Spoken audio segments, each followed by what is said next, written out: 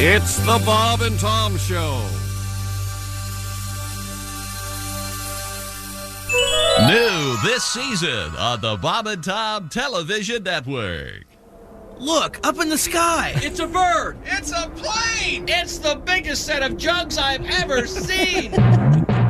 It's Shirtless Girl. Posing as a topless dancer, showing off her pecs. No one knows her secret till she takes off her specs. She's Shirtless Girl. Shirtless Girl. With her special powers, she gives the bad guys fits. She don't use no gun, she stops them with her tits. She's Shirtless Girl. Shirtless Girl. Working in the chemistry lab one day, sophomore year, nothing seemed amiss. But that night, an amazing transformation took place. And the next morning, young Debbie Yabo woke to find... My God! I'm huge! I must dedicate these to fighting evil. Little did Debbie know that years before, on the planet Lactoid, a planet whose gravity was causing it to sag dangerously toward the sun, her father, Major Yabo, and Mother Teton sent their infant daughter, Areola, rocketing through the Milky Way to Earth, knowing one day she'd become Shirtless Girl, keeping the city of Metropolis safe. Okay, nobody move. Hand over all the money. It's Shirtless Girl. Not so fast, bad guy. Oh, yeah, like some dame is gonna... Get a load of these. Huh? Oh, I can't run away. Hell, I can't even walk. Thanks, Shirtless Girl. You're welcome, citizens. Don't touch those. Sorry. Along with her fellow superheroines, Wonder Bra Woman, Bikini Spider Woman, The Flash, and the Green Horny, Shirtless Girl formed the Legion of Super Hooters. Look, it's the tat signal. Some boob must need help. I better call my teenage bosom buddy A-Cup and head to the wet cave. I know. I'll use the Hooter Scooter.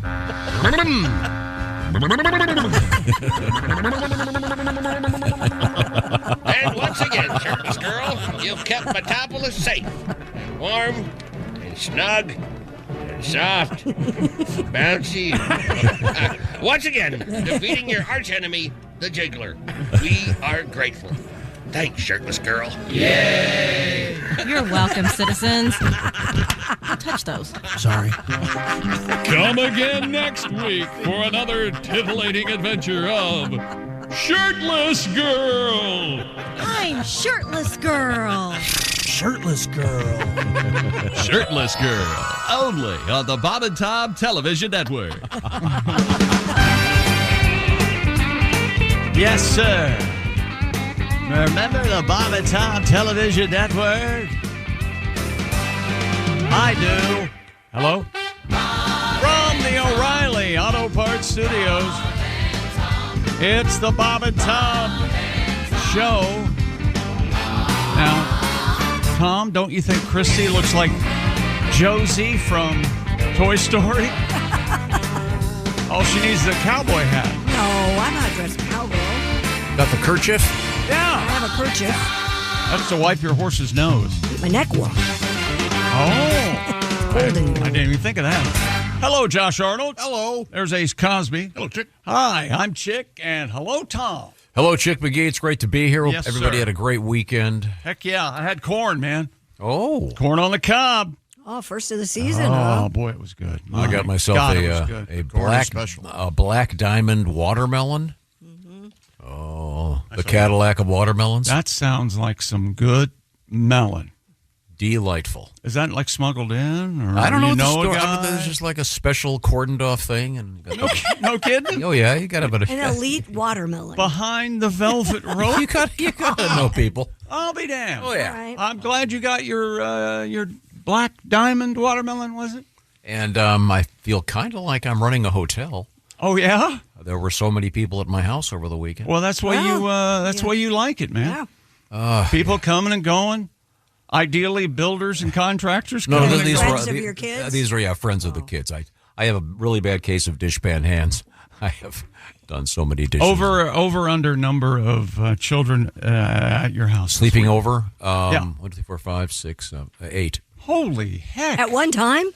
No, in phases. I think the peak was 5. So Friday, Saturday, Friday, both nights? Saturday, and Sunday. Last night. Last night. See, because school's out. For summer. Yeah. Yeah. And this is the dreaded week. There's a couple weeks here. What? These were the best weeks, man. You're crazy. No. I mean, it's dreaded for parents because most camps haven't started yet, and school's over. I don't know how I got through childhood without camps. How did we do it? All I had was the neighborhood boys and plastic bat and balls. All we had was way other fun things to do. We built forts. We were gone. We were in the next neighborhood. You see, what you're missing here. One summer we played tennis. We decided to learn tennis. Yeah. It was great. No, this is all well and good when you're the kid. But when you're the parent, there's a lot more supervision and driving and my mom and dad to do. My mom and dad didn't drive. We went anywhere. Find this surprising. Bikes. They said at 9 o'clock. They went to work at 7. Mm-hmm. Get out of the house and don't come back until dark. That's what they tell me. Sure. Yeah. And those were different Those times. were the days. My mom worked days. My dad worked nights. So Dad watched us while he was sleeping.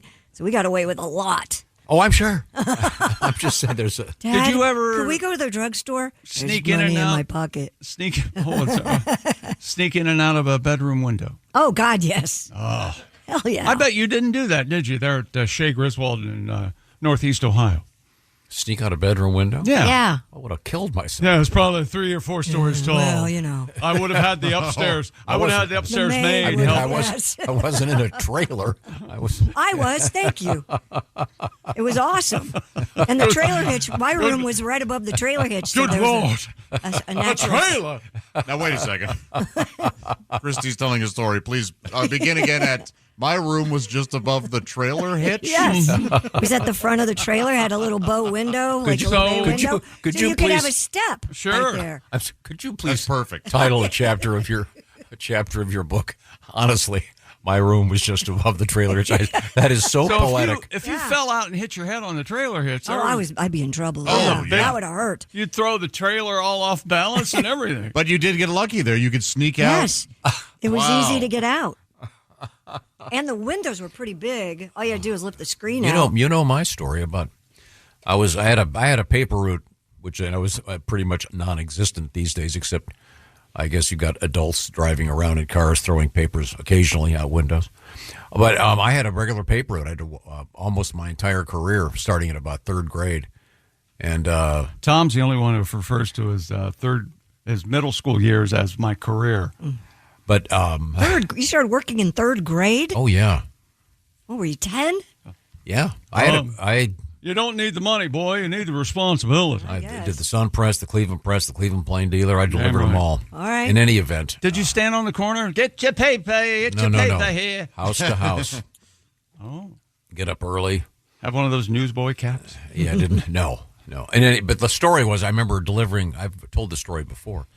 I still remember this young lady's name. Do you know what a pergola is? Of course. Like the wooden lattice-like thing. That Mm-hmm. Okay.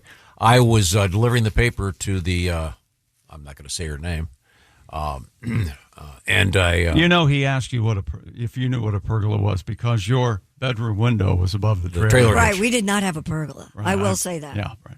Very few trailers do. No, you're right. We had a storage shed and a carport. I don't know how I missed living in a trailer. We had a storage shed and a carport I had just delivered the paper, and this guy jumps. It's pitch black. This guy jumps in front of me. Please tell me he was bare-ass naked. And I knew him, too. We both went to the same school. He had been servicing the aforementioned large-breasted Ms. And he climbed out her window and... You weren't in 3rd grade this time. No. Okay. He was a classmate of yours? Yep. And was she a teacher? No, she was a student, too. And he was an identical twin. So to this day, I don't know which one of the twins it was. But that's very funny. No, it's true. Yeah. He was servicing the well-breasted young lady that was... but, I mean, that takes courage. Going into Someone's house while their someone's parents house. are home? Yeah, it was a Yeah. school night. Oh. But that was what an adventure that was. Speaking of coming out of a window. Then, of course, you've got the Allman Brothers song remember, he has to get out the window to... Nope, I don't. No. No? Did your parents ever leave you by yourself over the all the weekend? time. Over the weekend? Oh, sure, like all they the would, time. They would travel just the two of them? All the time. Really? No kidding. Oh, yeah. Well, that's nice. We had an occasional party. My specialty was... we would make egg rolls and wonton soup by hand. I've made egg rolls by hand, and they were delicious. In high school, it's a great thing. It was really fun. Get the wok. You can boil Yeah, I went to a oil. lot of Hey, wait, did you go to a lot of high school parties where you made egg rolls? No. Oh, yeah. I did not. Yeah, me And either. let me just say this: those weren't the only things being rolled. I didn't attend any high schools with the Kennedys either. Yeah. But, or that damn Skakel kid. Kristi, you would have enjoyed these parties. There, I'm sure I a lot would of have. rolling. You would have enjoyed these. A lot Yeah, of because now he's saying I'm a whore. Griswold's throwing a party. It's Cantonese night. Yeah. I got to get there, man. Be sure and bring your robe. Well, of course. There was a little grocery store in this little mini Chinatown area, and we'd get all the ingredients. It was Please tell me you were walking around at this party in a robe. Please. Oh no. Oh, come on. Yeah, they were great fun. They were great fun. Oh yeah. All right. Nice. I really can't go into any detail because much of it would be against the law. X-rated? Now, coming up, I believe we're going to talk with I had a party once at the trailer. One person came. one person, Oh, my God. male or You female. can have a two-person party. Male or female? Male, but he was he Somebody didn't like else's? girls. Oh, really? And he's still my friend to this day. Thank Really? you, Mark. Nice. That Yes. could be sadder than any of my stories. That's I don't why know. I have entertaining anxiety to this day. There you go. So the chapter that is entitled, what is it? My window is right above the trailer hitch. Mm-hmm. Yes. ends with a I threw a party and nobody one came. your first Yeah. first gay friend. Yes. Okay. But I didn't know that at the time. No one came, including my date. Did he? No. Well, probably. But back then, it was a different time. Sure. He didn't let you know what was going on. No, he didn't Did he even- hit on me or anything. No, nobody did That that. didn't- Nobody No. came out back. No. That didn't give you a hint. No. When you talked him into touching your boob that one time, did he go, ew, ew, ew? I did not ask him to. Oh my What's the old joke? Do my boobs taste like strawberry? It's lemon, I think. Oh, sorry. Yeah. Well, coming up, a special tribute to Kristi's childhood. Okay. Also, we're going to talk with Mark Mothersbaugh, the great musician I love him. from Akron, Ohio, originally. There's a Devo. really good documentary about Devo. I saw the It documentary. was nominated for a all right. Grammy. Yeah. We're going to talk with Mark. We'll see what he's got going on. Also, lots of things in the news. Your letters, of course, you can reach us, Bob and Tom at bobandtom.com. It's not too late to get a letter in if you want to do it. Very good. Right now, it's just around the corner, Father's Day. And I've been getting a lot of mail about the Aura frames. And it's A-U-R-A. I am a huge fan of these. We've talked about them a lot. Great Mother's Day gift. Also a great Father's Day gift. Mm-hmm. What's it all about? Well, it's a electric frame and lots of photographs and videos, unlimited to be precise. Videos and photos rotate through this thing. You load it yourself. The cool thing about it is, say your dad lives in a different state or whatever, you can get one of these for him, and you can throw stuff on there whenever you want to, and so can your brothers and sisters, et cetera, et cetera. So it's a great way to sort of spread family time with cool photographs and videos. Once again, it's called the Aura Frame. And there's a special way to get one right now. You go to auraframes.com, and I'll emphasize that it's A-U-R-A, auraframes.com. And for a limited time, Bob and Tom Show listeners get $35 off select frames if you use the code TOM. So this is an all-new offer, $35 off, and it's more than just one option here. auraframes.com, the promo code is TOM. If I had 3 arms, I'd give this a triple thumbs up. Now, that's assuming that each one of my arms, including a third one, had a hand, Josh. Once again, auraframes.com, promo code TOM. Please support the Bob and Tom Show by mentioning us if you happen to go there. This is a great gift. I fully endorse it. And as I've mentioned before, I have one of these as soon as you walk into my house. There's one right over there on the left. I know 2 or 3 people got their moms and their grandparents, and that that's their first stop. The mom and grandparents every morning they check their aura frame. Yeah, it's really fun. Any new pictures? It's like to put it into old-fashioned terms. It's a slideshow that you can control from far away. That's right. And you'll get a good kick out of yours. Have as much fun with your camera phone as I do. It's really easy to load, and if you know my ability with computers, you can imagine if I can do it. Yeah. If I can do it, your Chihuahua can probably do it. That's all I'm going to say. Oh, Kiara aura frame. Coming up, a little treat for Kristi Lee. Oh, and boy. Once again, the title, the chapter, that one chapter is entitled what? What was it? My window overlooks. My window is over above, the trailer. Is above over, the trailer. is over Above the the trailer. trailer. Yes, Okay, that's so my bedroom nice. window above the trailer. These are the O'Reilly Auto Parts Studios. This is the Bob and Tom Show. Welcome back to the Bob and Tom Show. We're in the O'Reilly Auto Parts Studios, and May is over. It's June 1st. Rabbit, rabbit, rabbit. We say that for good luck. Hasn't worked yet, but we live in hope. There's Kristi Lee at the news desk. Hello, hello. There's Josh Arnold. Hello. There's Ace Cosby. Hello. I'm Chick McGee, and to bring you up to speed during the commercial break there, Tom was regaling us with stories of a high school party at his house. 8 to 10 of them, he said he had. Yeah, and people would be rolling, and I'm going, doobies? And he goes, no, egg rolls. And yes, sir. Oh, it was just great. Rolling, yeah. That's called cabbage. We would we'd make God. egg rolls and wonton soup. When was the last time you were at a party and somebody made you work to eat your food? I don't know, man. Yeah. Well, I hey, don't know. we had there. That's a great fun thing Were to do. people standing in line waiting to have their egg rolls made, or waiting in line to make an egg roll? No, I'd give them a square of that egg roll, and they'd roll it up. Is there a line at the Fry Daddy? Yeah, how'd you cook them? It was just pots of boiling oil. Oh, my God. It was the fact that I didn't burn the house down is a miracle. Now that I think You were about it. kind of hoping for that. You were a firebug there a little bit. Yeah, and we had an electric cooktop. Fortunately, times have been better for me. I'm allowed to have a nice gas cooktop. Thank you very much. All right. Yeah, cooking with fire. Oh, sorry.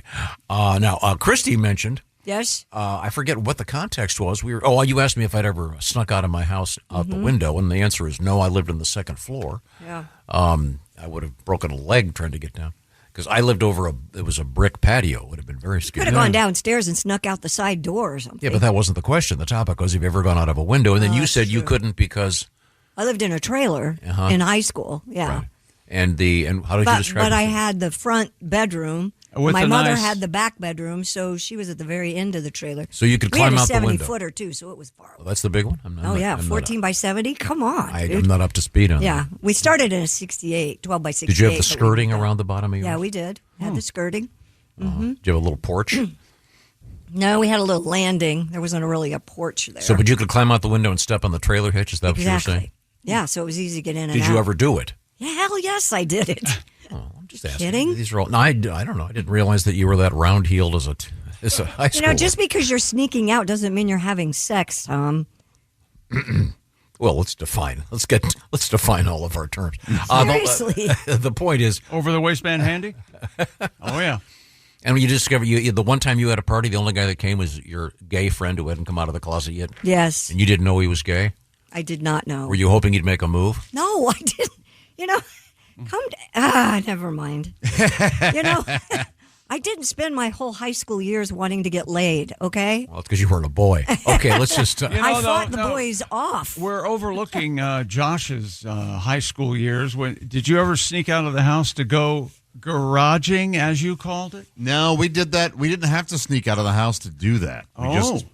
We would, hey, we're going out, and then that's what we would do. Now, did you have your own bedroom? Yeah. Oh, In my high school years, yeah. Well, that's cool. Mm-hmm. Is that because the older moved out? Or? Yeah, and they had converted the basement into bedrooms. It was an unfinished basement for years, and then they actually built some rooms down there. Do you have your own bathroom down Very there? cool. Yeah. Well, that's great. Yeah. Little shower? Uh-huh. Oh, we'll see. That's You bring home So you couldn't prom you couldn't jump out a window. You would have had No, I could have left the sliding glass doors, though. My room had sliding glass doors that led out to the backyard. Nice. That made it even easier. Out. All right. Well, now, so I want to do a little tribute to your trailer life, Kristi. Okay. This is certainly one of the classics. Here it is. She's got tattoos around her bunghole. Harley Davidson in the den. She's got an open door for the Marine Corps. She's looking for a few good men. She walks out to her mailbox in her see-through pink tube top.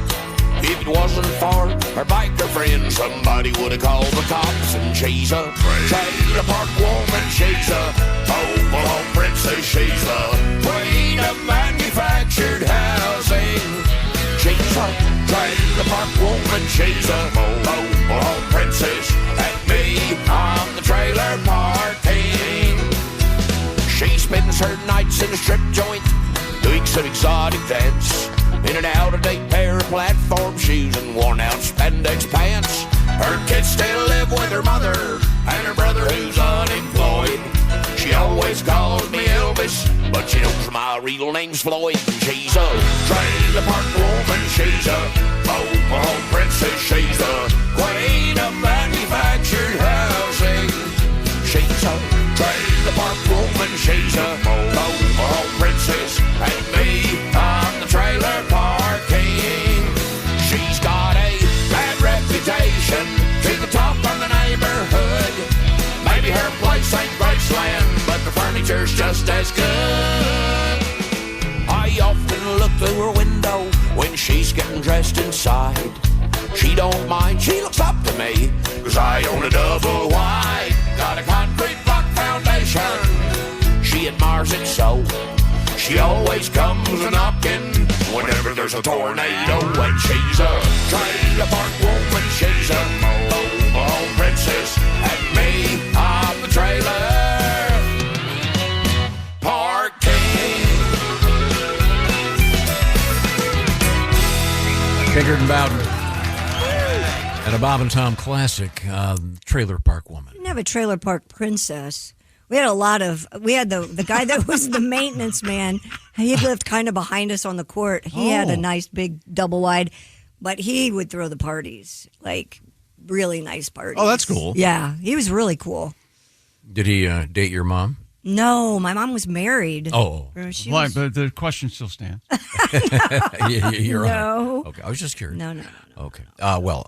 Time now for us to hit the mailbag, I believe. Dear Bob and Tom Show, here we go. Specifically, Dear Chick and Kristi and John. Oh. It's come to my attention, this is Bill from Dayton. Hey, Bill. Come to my attention that your agitation, frustration, and exasperation with Tom seems to peak at mid-morning about every Thursday. Then it's simply necessary to hang on until the weekend comes. Speaking on behalf of millions of listeners, that timing fits us too. Oh. Whether he's talking about the ridiculousness of soccer or the brilliance of Robert Fripp, it is a lot. He's talking on and on about black underwear visible through white linen pants or why cursive writing is useless. Yes, it is a lot. Whether the continual talk of rock and roll classic Enter the Young or the brilliance of the Beatles or Freddie and the Dreamers. Yes, Tom, is a lot. Kristi's My God, Tom keeps running through my brain as I'm listening. We share your feelings. Once again, Bill from Dayton. Thank you, Bill. There you go. Here we go. To Tom. This comes to us from Michael in Kalamazoo. You can guess what this is about. Pat Show? Yeah, he goes, long-time listener, first-time emailer. I just saw Pat Godwin at Shakespeare's in Kalamazoo Saturday night. An awesome show. Wow. My wife has never listened to the Bob and Tom Show, had never listened to Pat Godwin, but she couldn't stop laughing. She's now a Pat Godwin fan. Well, thank you, Michael. Patty G not here today. He's prepping for his surgery tomorrow. You mean he's laying there in bed right now worrying about it? I spoke to him twice yesterday. Yeah. That's the great thing about cell phone technology. I was able to reach him on the ledge.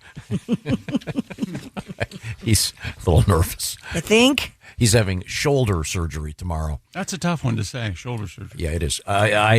He's going to be fine. But he won't be able to play guitar for a while, but he'll be back next week, probably with a guest guitarist. So I don't know what it's going to take to convince him he's going to be fine, but you sure can't. None of us have hit on it yet. So now we continue with our mailbag. You can reach us, Bob and Tom at bobandtom.com. I think Kristi has a little. Oh, go ahead, Kristi. Well, this is kind of on the same topic as Tom, I guess. This is from Bruce in Crozet, Virginia. Okay. Never heard of crozet. Have you? It sounds like a decorative bow or something. Yeah, it sounds very French. Yes. I listen to the show whenever I get a chance. Things in my life make me think I'm becoming a cast member, though. For example, I inherited a banjo from the death of a relative. No kidding. I asked about tattoos of people around me all the time. I had open heart surgery in March of 2026 to replace a heart valve, ended up with a mechanical valve. Nice. Listen to one of the 24-hour feeds of the show while I sleep and often dream that I'm a cast member. Oh. When we found out I needed heart surgery, my wife asked me, "Are you turning into Tom of the Bob and Tom Show?" Feel free if you need a new cast member to give me a call. All right, Bruce, thank you. Well, Bruce, we have several people on call. Yeah, but, we have a wait list, don't we? We Yeah. will add you to the list. All right. Yes.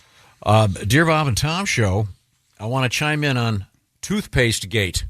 This started again, lit a new fire with Bryce Harper. Evidently went on TikTok and showed what most people think a unique way to brush their teeth. They put toothpaste in their mouth and then here comes That's the how I've toothbrush. always done it. And I've always done it that way Toothpaste straight to mouth then. Right. Even as a kid, you did it that way? No. Oh, okay. Oh. This is part of being an adult-free man. Okay.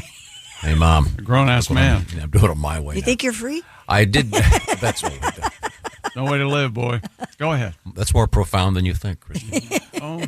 I did talk to a dentist friend of mine over the weekend. Yeah. He said that makes absolutely no difference how you do it. Okay. So he's on board with it. However, Sure, he's in the business of fixing all bad teeth. Of course he's on board. Nikki writes, I am blind. Because remember I mentioned that, hey, if you're blind, this would save you that one step. Well, that means she has super hearing and can play piano, right? And I don't know if Nikki is in he or she. It's Nickie. Sounds like a girl. You think? I think. Okay. Is there a heart over the eye? That's the dead giveaway. I don't know. It's typed out. Can you get that? Is there a type style that does that? I have no idea. Can you get Helvetica Heart Plus where the lowercase I has a little heart above it? Isn't that sweet? That'd be cute. I am blind and I'm an instructor of home management for people who are newly blind or losing their vision. The toothpaste tube directly in the mouth is an alternative technique we do teach students. I have my own tube of toothpaste that I squirt directly into my mouth. I can guarantee you that I use much less toothpaste this way anyway. The alternative technique of while holding your toothbrush handle, you extend your index finger along the bristles. You would then line up the end of the toothpaste tube to the tip of you get it. Uh-huh. Yeah, so it's much too complicated. That makes sense. For individuals who are newly blind and do not have a very good sense of touch or spatial relation due to their vision, loss of other issues such as blah, blah, blah, blah. Squirting the toothpaste directly into your mouth is a very independent way to complete the task. Very good. Special hello and kisses to Joshy. Bye. Uh-oh. Thank you, Nikki. So there we go. It's settled. We're okay doing it that way. Thank you, Bryce Harper. Baseball, great. Yes. Dear Bob and Tom Show, Chick, it's late on a Sunday afternoon, and I just finished my super Saturday-Sunday shower. This is perfectly acceptable to have a super shower both days. That's absolutely fine. I'm so invigorated, I went straight to my email to let you know about it. I got to hurry, though. I need to check in with my bride to see if she wants any more of this before I put it away. So far, I'm 0-4, but the super shower idea might turn the tide. Sean from Henrietta, Oklahoma. What do you think of that? Well, it sounds like Sean didn't get any action, though. No, it doesn't. Hey, keep trying. You don't have to give up. Maybe there'll be a letter tomorrow, maybe. Dear Tom, this one starts. I know, Tom, your weekends are brutal. Was this weekend brutal? Just a lot of picking up. Yeah. Did you make it to Dairy Queen to get that dipped cone? Yeah. All you did was talk about it last week. The Cinnamon Toast Crunch. I did make it to Dairy Queen. I had one a couple of weeks ago. Delightful. Sam from Shepherdsville, Kentucky. And I had a car full of one of my daughters and her friends. I was in the mood. I got the chocolate dip, the vanilla ice cream dipped in the chocolate. Mm-hmm. Kicking it old school. Oh, it's great. You know, the chocolate dip cone is like the New York Yankees uniform. It's timeless. Fit in any era. It was delightful. Yes. And all I could think of was when the guy. It's the same Dairy Queen you go to, Kristi. Mm-hmm. And every time you get, the thing that they turn upside down, blizzard, yes. the blizzards. and the girls in that. I think we got at least 4 of them. And the guy would turn over each one. And all I could think of was that letter we got where the new Dairy Queen employee didn't realize that that she had 2 of the cups put together. Yeah. So when she turned it over, that fell out of the. Oh my gosh. Yeah. But we did just fine. Yeah. I've got to try the Cinnamon Toast Crunch Dairy Queen thing. I did not. I was in the mood for chocolate, and that's what I had. It was delightful. Thank you very much, Dairy Queen. Coming up, more of your letters. But first, Chick McGee. I'll tell you about Simply Safe. You know, in the United States, there's a break-in every 26 seconds. There goes another one. Somewhere right now, an intruder is getting closer to your compound. Traditional home security only alerts you after a break-in's already happened, and that's too late. Simply Safe changing all that. Using advanced AI alerts, Simply Safe's based live agents in the United States identify threats on your property and help deter them so the intruder never gets into your house.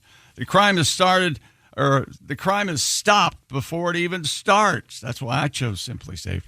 And with Simply Safe, no long-term contracts or hidden cancellation fees.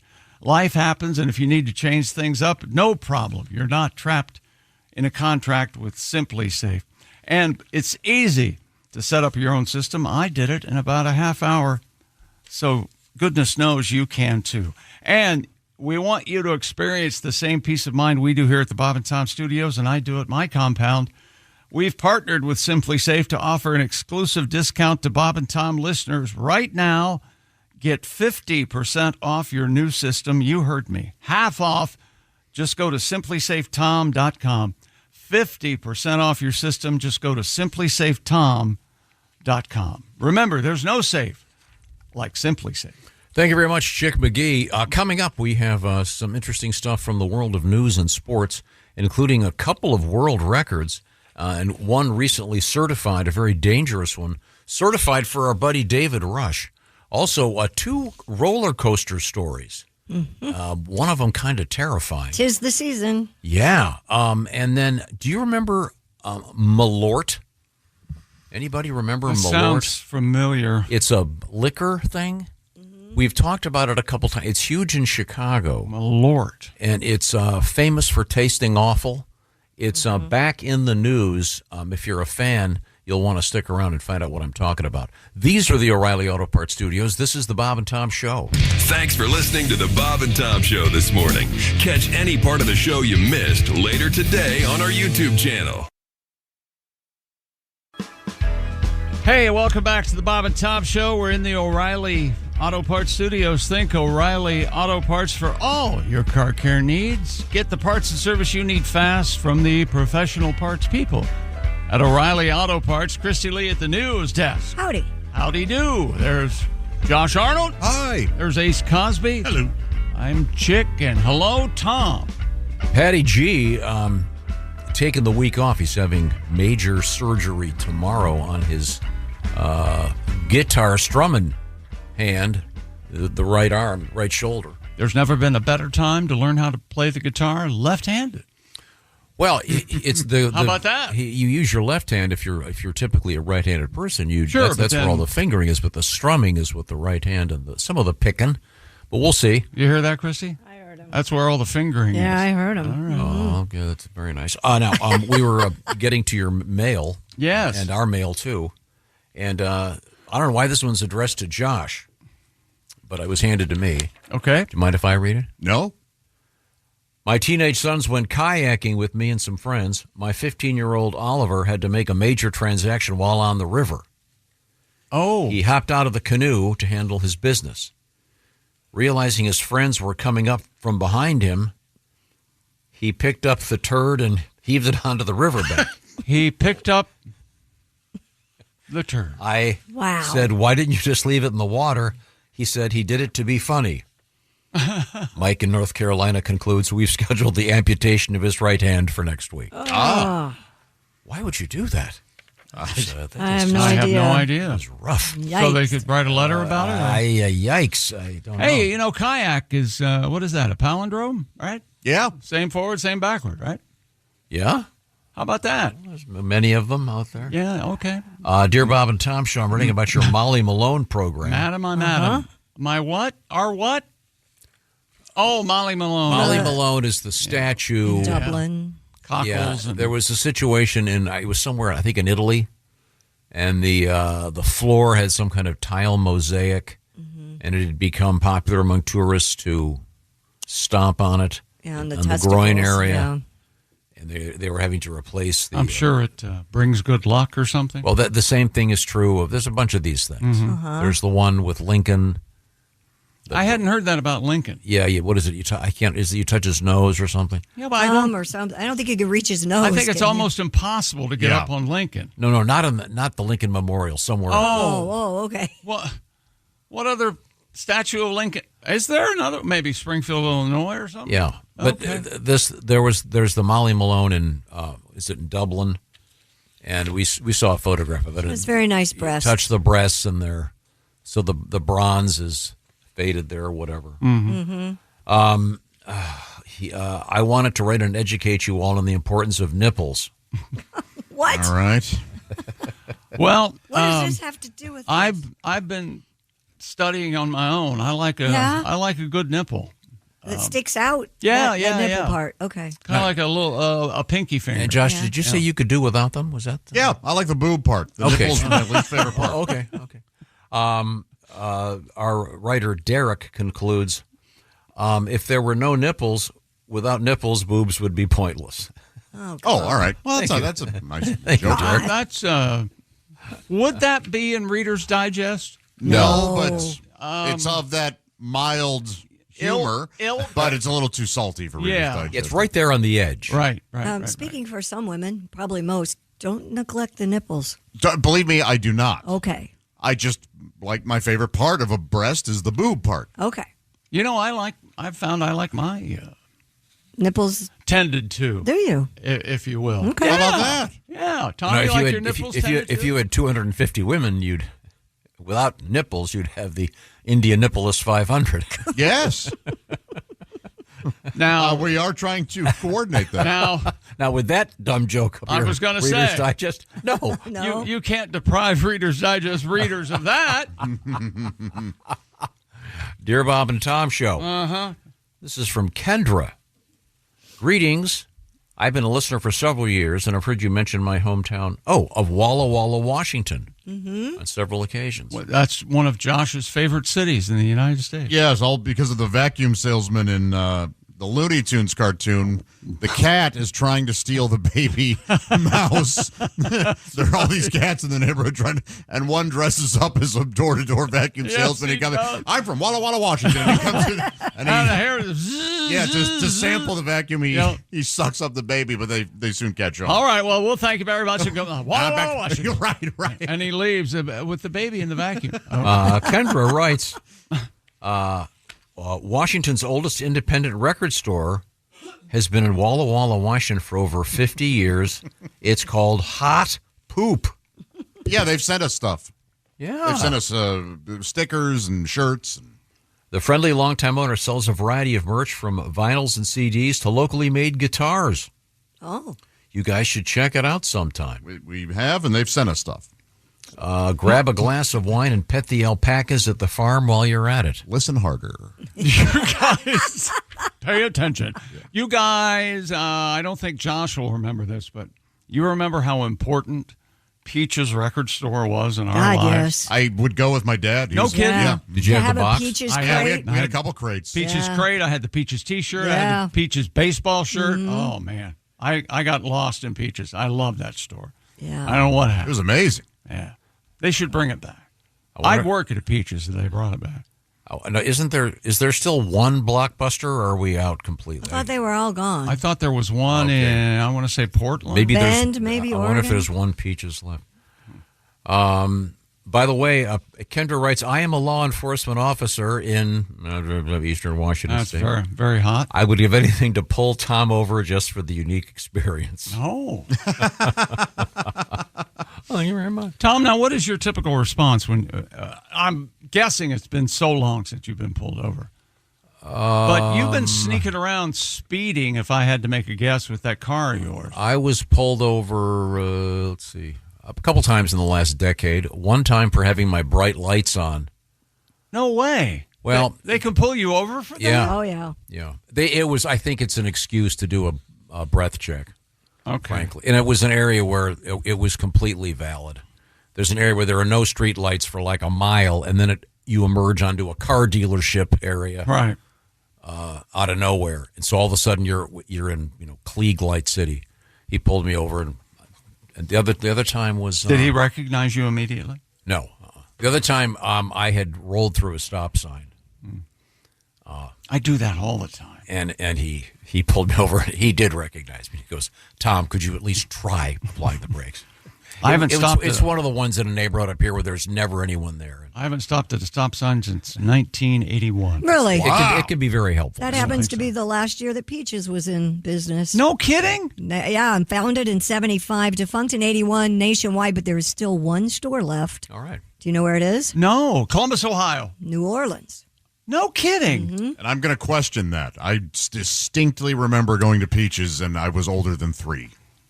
Okay. What year does it say it went defunct? It says 1981. That doesn't sound right. That doesn't sound right. Yeah, Josh is right. But there might be one left. Who knows? Yeah, there is one in New Orleans. I can show you that one. Oh, but- cool. Yeah. I'd love to go to New Orleans and check out Peaches. I've never been to New Orleans. I wonder if the crates are worth anything. I think my brother Joe still has them. There's one on sale on eBay for $86.50. Holy cow. Yeah. Well, that's a markup. Yeah. I would buy that. Yeah. It'd be cool. And the Peaches crates, for those of you not familiar with them, were designed so they would hold a record album. And they were the right size. They have Art Deco crates now that you can order. They're very, very posh now. I did find out apparently they filed for Chapter 11 in 1981, forcing some of their stores to close, but 2001 is when the corporation folded. They still have the one store. Defunct. In my office, I have, they're not Peaches crates, but they look just like them for CDs. Oh, okay. Cute. Very nice. Yeah, equally over.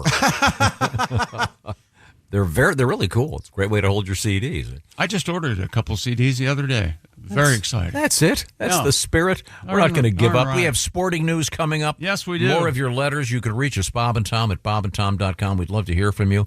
We have crabs in the news. Uh-oh.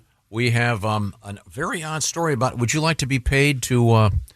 Crank it? Thank you, Kristi, to crank it. There we go. That's it. What? And we have more experiments in the world of pizza. Wait a minute. What do they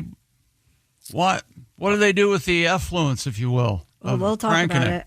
You'll find Is that out. what they're buying? No. Oh, okay. No, there's more to it than that. All right. Pizza experimentation coming up. And a couple of cool world records. We are in the O'Reilly Auto Parts studios. This is the Bob and Tom Show. Add to or continue the conversation. Check out the Bob and Tom Show on Facebook. Get the link at bobandtom.com. This is the Bob and Tom Show. Details on the way. Hey, welcome back to the Bob and Tom Show. We are in the O'Reilly Auto Parts studios. There's Kristi Lee. Hello. Hello. Pat Godwin on assignment. There's Josh Arnold. Hi. There's Ace Cosby. Hello. I'm Chick McGee. We got the NBA finals set. We got the NHL Stanley Cup finals set. Details. But here's Tom. Thank you very much, Chick McGee. You know, my favorite record store is still open on over there in High Street in Columbus, Ohio. Magnolia Thunder Pussy. They are open and continue to thrive. Wow. All right. You mentioned this once before. I love that swell little store right there. They call it the Short North. North High Street. Magnolia Thunder Pussy. That's exactly right. Do they have a logo? Oh, yeah. It's a little kitty cat with the headphones. Oh, I get it. Yeah, That's funny. Pussycat. And T-shirts, et cetera, et Oh, cetera? yes. I ordered up the T-shirts before I mentioned it. So all right. I'm assured to get one. Yeah. Well, it's nice. I'm glad there's still some record stores out there. Right. Mm-hmm. I was just in one the other day. A lot of them are kind of a combination record store, so-called head shop. Mm-hmm. They have a record store day, usually in April, Yeah, it was just a all couple across the a country. few weeks back. But, yeah, that's cool. And cool posters like the Phi Zappa Crappa poster, I'm sure. You're sure? Stalwart there. That's exactly right. Well, let's check out the sporting scene. What have you got over there? The New York Knicks, you remember this, Tom? They declined to hang that banner. They beat San Antonio earlier in the season to win the NBA Cup. You remember this? The teams compete for the mid-season thing. NBA Cup, that's right. They didn't hang the banner then because they were waiting to celebrate something bigger. Well, they've got their wish. And, by the way, that wait is 53 years long. Now they have the San Antonio Spurs in the finals starting Wednesday in San Antonio. And you know who they get when they play the Spurs? Victor Wembanyama. That's right. Vicky Wembanyama. He's been called the best player in the world. Yeah. Your thoughts, Tom? They say he's a generational talent. That's a new phrase you keep hearing. He's the guy. Do you have a favorite in this final? And, by the way, the Spurs beat the Knicks 27 years ago in the finals to win the championship. New York has been without a title since the Willis Reed, Dave DeBusschere, Dollar Bill. Clyde. You know how Clyde Frazier got the nickname Clyde? He wore one of those big floppy hats, and one of his teammates said, "You look like that guy, Bonnie and Clyde." Was it Clyde the Glide? Clyde. No, that's Clyde Drexler. Oh. I saw him walking the streets of New York one time. All Clyded up? Oh, yeah. Huge sideburns, fur coat. Oh, yeah. Couldn't miss him. Is that where you got your idea to grow your sideburns? Exactly. From Clyde Frazier? He's just, the time in New York, the early 70s, is Walt Frazier. Remember when they traded for Earl Monroe and they had the dream backcourt? Wow. It's been a while. Yeah, it's been a while for them. Who are you rooting for here? Boy, I don't know. It's hard to root for the Knicks. Yeah. And I don't know. I'd like 6 overtime games is what I'd like. And then a game 7, of course. They should just play one game, don't you think, instead of a series? No. Like they do in the NFL? All or nothing? Yes. No. Yes, one game. I would say says it all. The season is too long. I'll give you that. But the playoffs, no. It's great. 7's perfect. You know, this one may go to the 3rd week in June. Man. And then you have your time off, of course, the off season in the NBA, and it starts up again in October. So they've got, a couple of months off? What is the longest season? NASCAR? I think. Is that the one that... Yeah. Well, baseball season, that's 6 months. But NASCAR's, 10 months or something crazy, right? Speaking of NASCAR, Denny Hamlin outraced Christopher Bell. There he is. Over the final 4 laps, final restart last night to win the Cracker Barrel 400 at Nashville. That's not any speedway. That's the super speedway. Hamlin won for the 2nd time this year, 62nd of his career. Alex Palou won the Detroit Grand Prix yesterday. And the NHL finals are set, Josh. Vegas at Carolina. The face-off tomorrow night, 8 o'clock in Carolina. Yeah. So Vegas has got Carolina on their mind. No Canadian team. Oh, yeah. None of the original 6. Wow. No. They're all... that is interesting. Uh-huh. All these southern teams. I'm surprised the ice doesn't melt. What's going on? How do they keep the ice frozen? Doesn't make any sense. See, don't you think they should just play one game for it all? No. Am I right on this? It's good enough for the NFL, just one game. Don't give the NFL any ideas. Kaboom! What? Finland has won the Ice Hockey World Championship for the 5th time. Are you a Finland fan? I haven't been following this one. They're out now. They need to be. I've been busy. That's enough, Finland. You can't play anymore. Finland has won the Ice Hockey World Championship the 5th time, beating Switzerland 1-0. They call them the Swiss Miss. Well, that's a pitcher's duel, huh? 1-0. The Sabres' Consta Helenius scored the goal. Boy, that's a finish. That means clogged volcano. And Finish. The gold-winning goal with 10:42 into overtime. WNBA last night, Vegas beat Golden State by 10, 91-81. And hang on just a second. Stupid world record. An Indian man has broken the Guinness World Record for the largest collection of paper cups. Really? Wow. You ain't just whistling Dixie. Oh, now that's in Reader's Digest. Yes. The first house that I ever bought, yeah, the lady that owned it was a widow. I hope I know what you're going to say. And I am not kidding. Let me think here. 1, 2. Yeah. And then another house that I bought years later had the same thing. What I'm talking about is attached to the tile. Yeah. Oh, Dixie cup dispenser? Yeah, there was a Dixie cup. How do I describe it? Kind of a plastic sleeve kind of thing. You'll still see them at dentist office. And you pull them out. Yes. Yeah, and it had Dixie cups. And then like 5 or 6 years later, I moved, and that house had the same thing. I think they were both built in the 70s, maybe. Every old lady had them. My grandmother had them. Same. Sure, maybe absolutely. late 60s they were built, I think. But yeah, but it was, and the thing was built into the tile. Mm-hmm. And yeah, and you put Dixie cups in. I was always under the impression that if I could ever have a Dixie cup dispenser, I would realize I'd made it. Really? It did seem like that's what you did. That was a rich person's accessory to me. Yeah, and like I said, they had to have the one tile had the built-in, I don't know how to describe it, like a little clamping thing on it to hold the Dixie cup Heck dispenser. Yeah. My grandma's Dixie cups had comics on them. Oh. You could spin it around and read like a little comic strip. I think they had all kinds of different options back in the day. You guys got all the cool toys. Did you have a big wheel when you were growing up? We did. Yeah. Lucky. Until I think the tire got punctured. You know, the whatever that plastic or is. It wouldn't go no more? It would go, but it would ka-thunk. Like a Fred Flintstone car. And then it would tear apart. Yeah. Oh. So this guy's got the world record for the most Dixie cups or whatever. 57-year-old Sunil Joseph earned the title. His collection of 858 cups. Are they all different? From 31 different countries. Well, if they weren't different, just go to any the Dixie Cup warehouse. So you got a Costco membership, huh? That's right.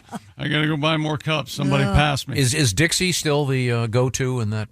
I think they're the workhorse of the industry. Of course. Solo is the plastic cup. Oh, yeah. I imagine Solo has a paper cup. Solo has got the beer pong venue. They got that locked up, I think. But they're absolutely the red plastic. But does Dixie still have the comics? And Flippy cup? No. I haven't bought a Dixie cup in a while. But that used to be a thing. When you would brush your teeth, it would be you'd pull out your paper. I guess was that a hygiene thing? Sure. Was leaving your now in your bathroom? Do you have a cup? No. No, you use your hand in your bathroom. No, I don't. I have a cup that I take with me that like the Old use. West. What? You don't keep one in the bathroom? No. Josh, do you have a cup in your bathroom? No. I have a cup. How do you rinse? I use a cup. Don't. I have a cup.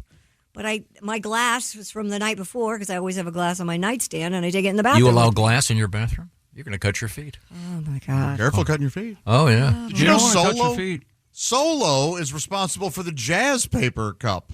I did not know that. The blue wave with the purpley Wow. embellishment. That's called the Jazz Cup? Yeah.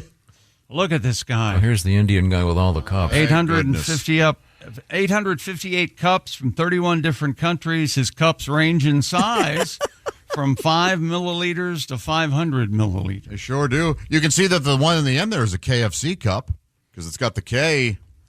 Oh, yes, you're exactly. Oh, He was going to celebrate with some. He was going to celebrate with some champagne, but he doesn't want to waste one of his cups. No, he couldn't possibly. Do they make paper flutes? You don't They make plastic flutes. I know that. You don't like champagne, Tom? Is that a champagne hater joke? What's that all about? No. The fact that he wouldn't want to use one of the 800 cups in his house to actually. Where would you put all those? On the table. Well, I would look for a dumpster. I'm sorry. I'm sure this. Hey, we should plan a caper, break into his house, and burn his cup. No. I was going to say, I bet he doesn't allow matches in his house. I bet he doesn't. Boy, they'd go up like tinder. Reach for an attainable dream. buddy. You got it right The there. impossible. You know, in those movies, somebody will have vases or china, right? And the person who's angry with them will start breaking one at a time. Yeah. Please stop. We should do a sight gag with that, where somebody's knocking him on the floor, just tink, tank, tink. No breaking, of no course. breaking. You just laying But on he's the still, ground. no, please. I had those in an order. Do the thing where you do a shot, then you take the paper cup in your hand and crush it. Or crush it against your head. Coming up, another world record, and the name David Rush will come out of my mouth. No, It's a good one. It's one he says he'll never try again. If somebody beats it, he will not go after it. It's that dangerous. Oh. And I will give him this. It does have an edge to it. Yeah, I'll say.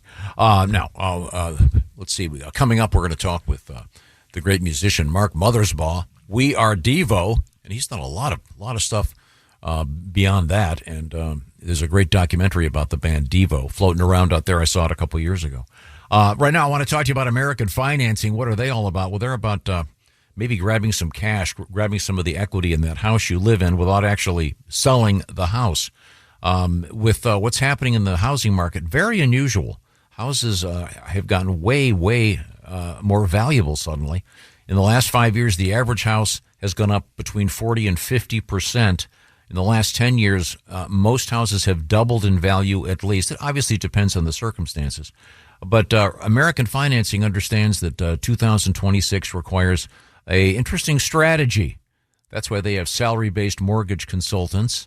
With mortgage rates in the fives, their customers are saving an average of $800 a month by wiping out that high-interest debt you might have on those credit cards. You could grab some of the cash, some of the equity in your house. Like I said, it's probably worth a lot more than it was 5 years ago. You don't have to sell it to take advantage of that. By the way, there are no upfront fees at American Financing, no pressure. And if you start today, you might end up being able to delay 2 mortgage payments. They've got a special thing going for that right now. Get the details at American Financing, 866-889-2611. That's 866-889-2611. A lot easier just to remember the website. Just go to AmericanFinancing.net. And please tell them the Bob and Tom Show sent you by doing AmericanFinancing.net/Bob and Tom. Once again, that's AmericanFinancing.net. NMLS 182334, NMLSConsumerAccess.org. APR for rates in the 5s start at 6.327% for well-qualified borrowers. Call 866-889-2611 for details about credit costs and terms. Visit AmericanFinancing.net/Bob and Tom. Average savings based on borrowers who save over $200. Hey, welcome back to the Bob and Tom Show. We're in the O'Reilly Auto Parts Studios. Think O'Reilly Auto Parts for all your car care needs. Get the parts and service you need fast from the professional parts people at O'Reilly Auto Parts. There's Kristi Lee at the news desk. Hi. There's Jess Hooker. Hello. There's Joshua Arnold. Hi there. Ace Cosby. Howdy. I'm Chick McGee. Hello there, Tom. Hello, Chick McGee. Miss Hooker, you missed something. I want to bring you up to speed on this. Okay. And Josh made a really great point that I just did some homework on. We had a dumb world record about some idiot that's collected paper cups. Yeah, I guess. Paper cups? Paper cups, like yeah. Dixie cups. Oh, okay. 858 of them. But as Kristi pointed out, they're different ones. Yeah. It's not just Right. 800. That'd be pretty simple to win. Right. And any, I mean, I guess this prevents the guy from becoming a serial killer, whatever. It's kind of a time killer. Is that what? Who knows? Do we have one we could send him? A paper cup with art? No, we don't have any more with logos. Yeah, on. we used to have. Yeah. Okay. We could send him the new Bob and Tom coffee stirrer. He doesn't. He'd snap it in select half those, and send it back to us. I don't think we should start sending. I think we should charge for these. Put them up on the website. $1 a piece. No. Come on. It might be worth printing some cups just to get in the collection. I'd be happy to pay for that. I could throw a sticker on a cup and send it to him. There you go. How's that? That wouldn't count. I think they have to be printed. There you go. But it reminded me, the first house that I ever bought, and Yeah. it had a built-in thing in the tile. I remember it was kind of It had a built-in Dixie cup dispenser. Yeah. Tom is under the impression that no one knows what a Dixie cup dispenser is. Well, no, it was such an walking era. us through it. In the bathroom? Yes. Yeah. Sometimes, yeah, and in the kitchen. Yeah, for the mouthwash and yeah. Right. So I did a little homework here, and it says, I asked, are they still around? And it says, not as common as ones as they were in the 50s through the 80s. Many people, it says, remember the little wall-mounted Dixie cup dispensers next to the bathroom sink. They held small paper cups used for rinsing after brushing your teeth. They became popular because families believed disposable cups were more sanitary than having everyone share the same bathroom glass. It's true. It is. Yeah, I guess. Sanitary. What do you mean you guess? Yeah, it's got to be. The only place I see those is at the dentist's office now. I Yeah. guess. Yeah. But then what's interesting to me is Josh mentioned this. I had forgotten about this. Dixie cups they had little comics characters on them. Oh, yeah. These have become highly collectible. Really? Oh, I bet so. And I threw away hundreds. Especially collectible are the Peanuts characters. I thought they had Peanuts characters. Artwork from the Muppet Babies, and in the early 90s, Tiny Toon Adventures. Oh, wow. Yeah. It says if you're looking to purchase these, they are collectible. Muppet Babies was a big hit, right? Oh, man, I loved it. No kidding. It's great. Huh.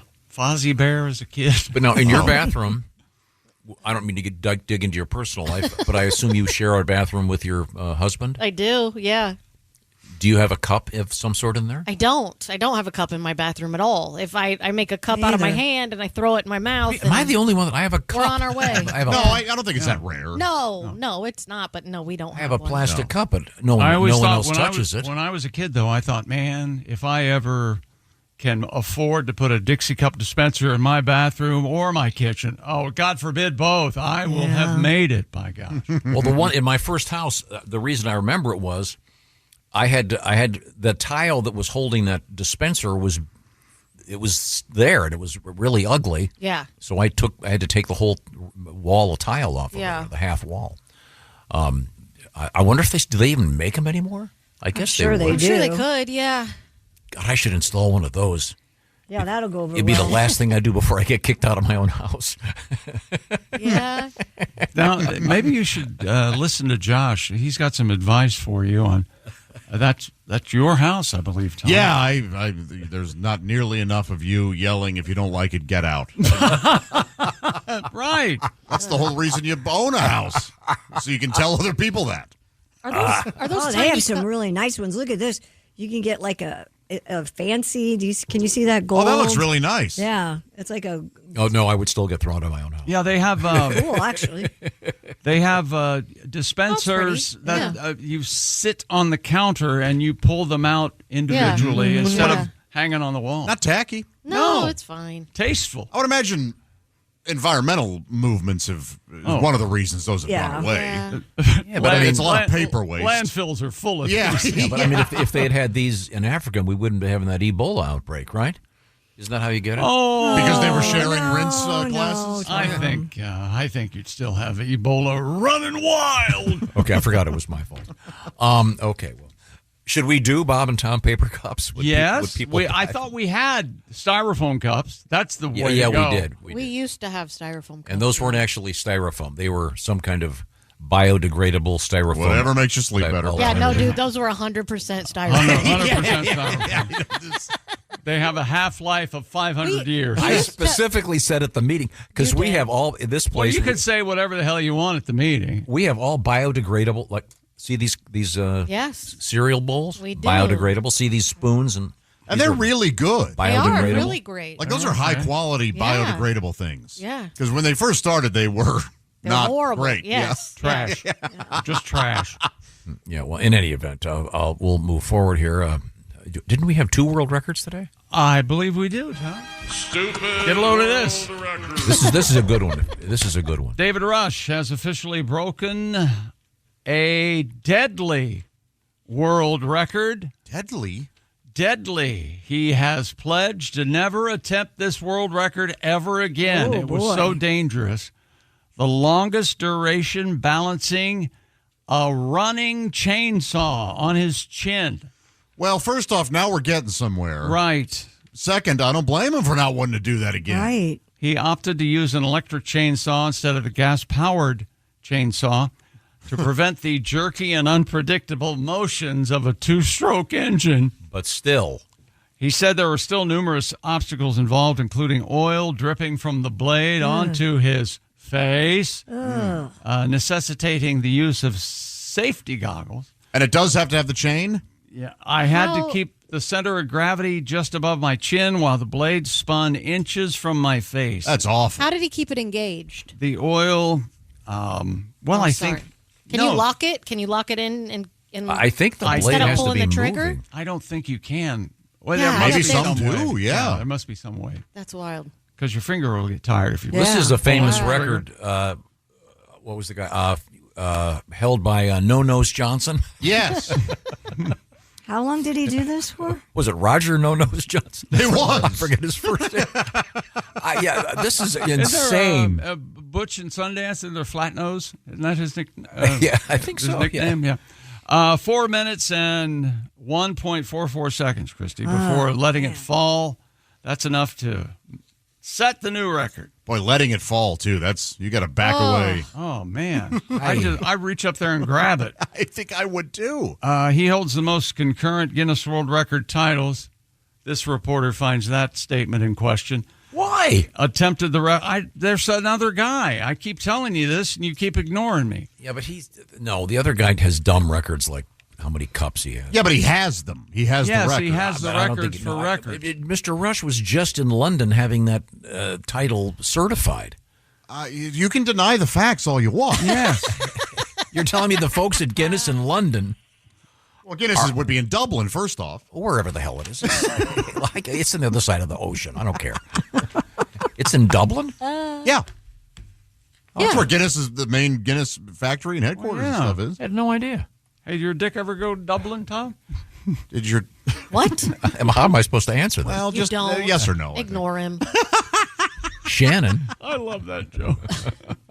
Benedict, hell, I think I broke it. Okay. Shannon, airport. Never mind. Oh, you're picking up a cat? Okay, here we go. Okay, Here we have a video finally of... Holy Jesus. So he showed that it is indeed running. Oh, and he's wearing the GoPro on his head. And it's got the cord running to it. I would be concerned about tripping on the cord. Yeah, he's right not to want to do this again. Yeah. This the man is has children. This for is Pete's terrifying. His children are nearby also. Yeah. So many kids. There's a whole bunch of many kids. kids in bunch the of kids background. watching. That's like horrifying. 20 kids watching him do this. They're far away. They were far away, okay. but the distraction. I know if my dad wanted to do this, and my brothers and I were sitting there, you think we're not throwing rocks at That's a real challenge. I don't think your dad probably didn't have to do anything of that nature since he was in Vietnam in a combat unit for 2 tours of duty. I don't think he needed to do any thrill stuff after that, did he? No. There's no record of Sometimes we'd sneak up behind him and pop a balloon just to see smack him in the face. Mr. Rush wrote, some records are simple, some are hard, some are flat out terrifying. There's more. That's horrifying. How would you practice that? Quotes to David Rush. You practice it probably with one that isn't running. Well, that's what I was going to say. But you would have to have a feel for what it would be like. I thought Guinness didn't allow anything that could potentially... Dangerous like that? Yeah, I don't know. Because you can get some moron that has too many beers and decides he's going to try it. And those morons ruin everything. Cuts off his head. Can you balance anything on your chin? Yeah. Well, you know what? It's been a while. Sorry. It's been a while. I've been testicles. known to, we're not including testicles. No Okay. testicles. I don't want to brag, but I balanced a couple things on my chin. Tom, you want to take this one? All right. A broom. I got broom? I got pretty good at. Yeah, okay. When you're an usher at a movie theater, there's some downtime. Gotcha. Oh, that's hilarious. I think I can balance a baseball bat. Ready? Remember that time Chick You got to got stand up. Wait a on minute. your Wait a minute. chin. Chick balances on his hand, almost hits Miss Hooker in the face. Look. Yeah, we're not trusting you with that. Yeah, on I your don't want chin. to. I don't want to get sued again. Okay. Get in line, pal. You remember that time Chick got a concussion on the air? No, how'd that happen? I hit myself with a bat. I thought that was what was going to Well, happen. Show her how it happened. I hit Jess with a bat. No, and then show she hit her me with a bat. how it happened. Yeah, I get you. Word play. That's where you had me. We have a potential world record. Malort Well, is... can we do it when we come back? Sure. May we? Malort? I love Malort. You do? Is it Malort or Malort? It's Malort. This says it's Malort. Anybody from Chicago calls it Malort. Well, they're wrong. Is it what? Can Well, you I trust describe what it tastes like? When we get back, Yeah, this okay. is yeah, supposed to be. I have a that's good description. The I got essence it for of you. the story. Yeah. Yeah.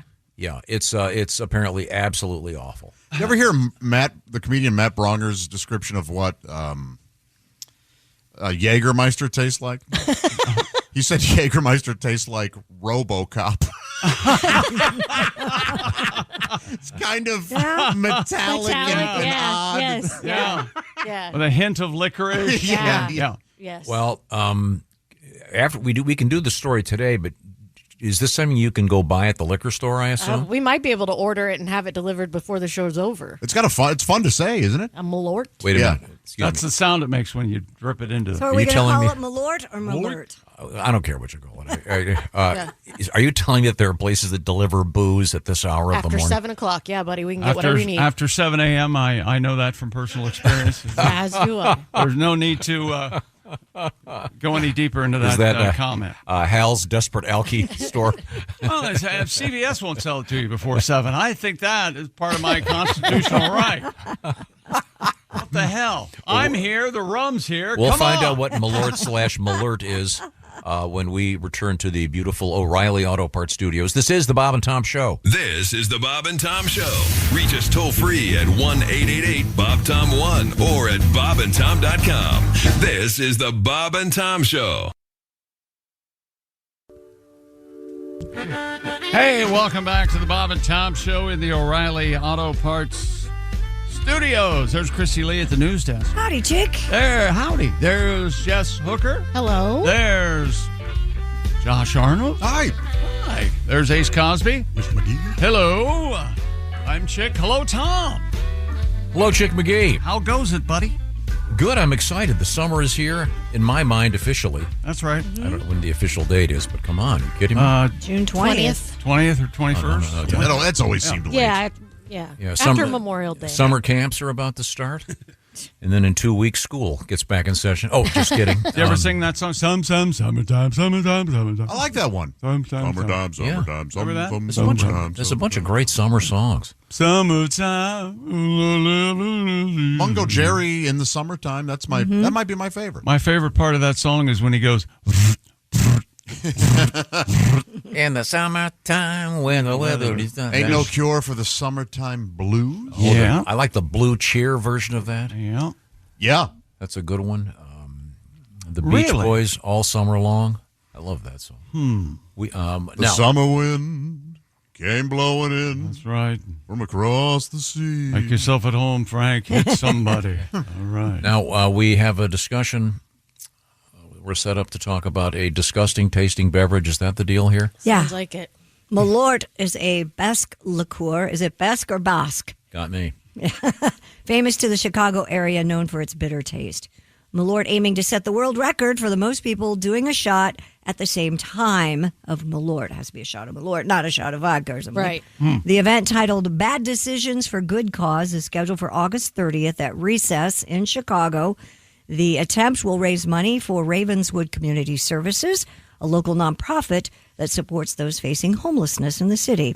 Philip Andre, a sommelier for Grand Cru, described it as such, quote, "You could use it to start a car or a machine or embalm someone if you needed to." Let's drink Yeah. for the homeless.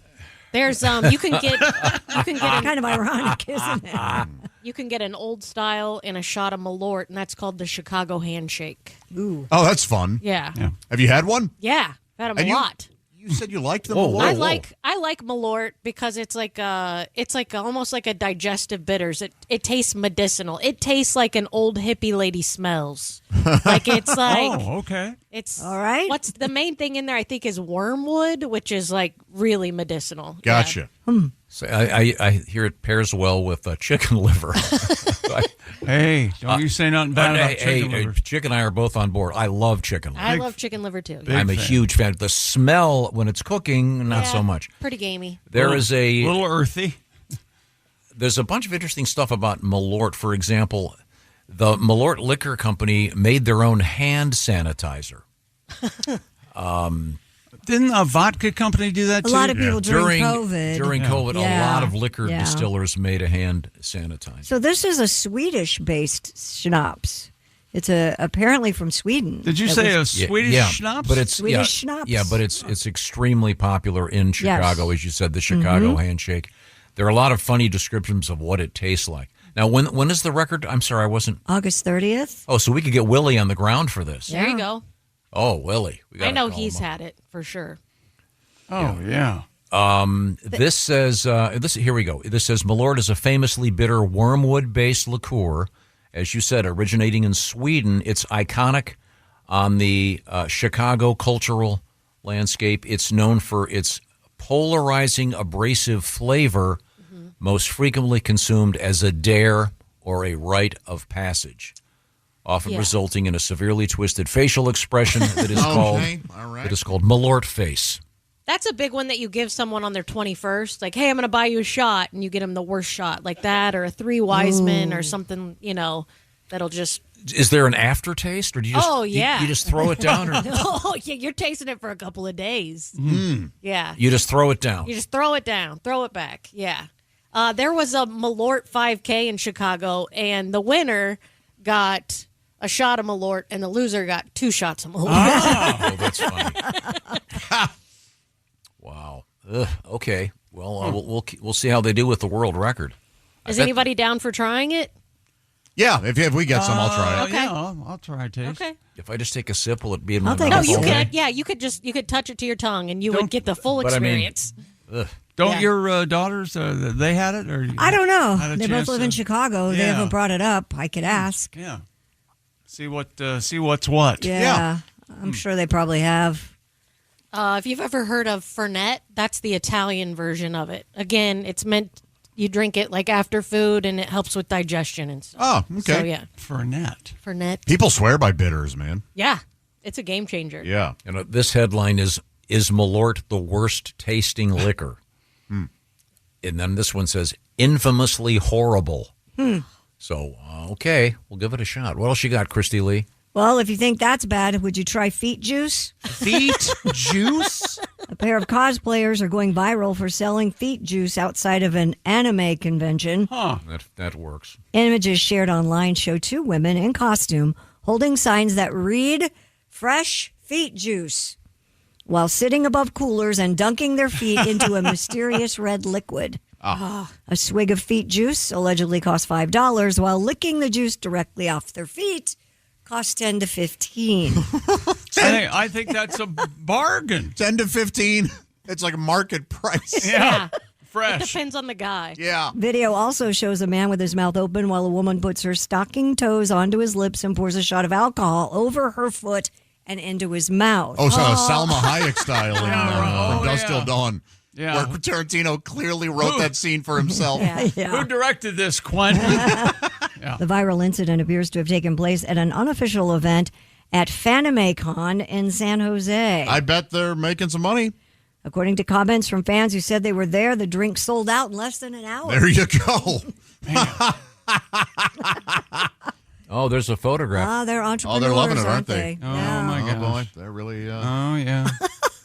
You know what? I think the girl on the left, that's her real hair. I think? Yeah. Absolutely. Absolutely. Oh, they're dressed like anime. I get it. Okay. Oh, how about that? Look Well, at yeah, the they're guy. Look at the guy in the background on the left. Yeah, he seems The bummed best. out. Yeah, he's like grossed out. That looks kind of like Jack White, doesn't This it? is one of those Yes. things where if it's not your thing, whatever. But Right. if it's your thing, you're paying. Yeah, they must have cleaned up. I know there's a Comic-Con coming. Yeah, Maybe we this could weekend. do. You want to do Josh Juice? No. sit out front with No, a sign. not at all. No. Do you think if they weren't attractive young ladies, it would still be popular? Probably. I think that would be a different audience. There would be a point? different Oh. audience for the way the women look. Okay. Yeah. There's a chance sales will go up. Yeah. Yeah. There's a woman that is making a ton of money right now, and she's just recording her boyfriend sticking Doritos between each of her toes. Isn't that something? Yeah, it was like she made $5,000 in like one sitting, just him sticking the Doritos. between Again, her because toes. if that's a guy's thing, Right. he's going to pay. yeah, He's going to find it, and he's going and to people pay. are just watching him do it. That's all they're doing. Wow. Yeah. So this is a video you pay to watch? Yes, It's yeah, an she has OnlyFans or something? It didn't look like it was OnlyFans, but she has her feet up on his lap.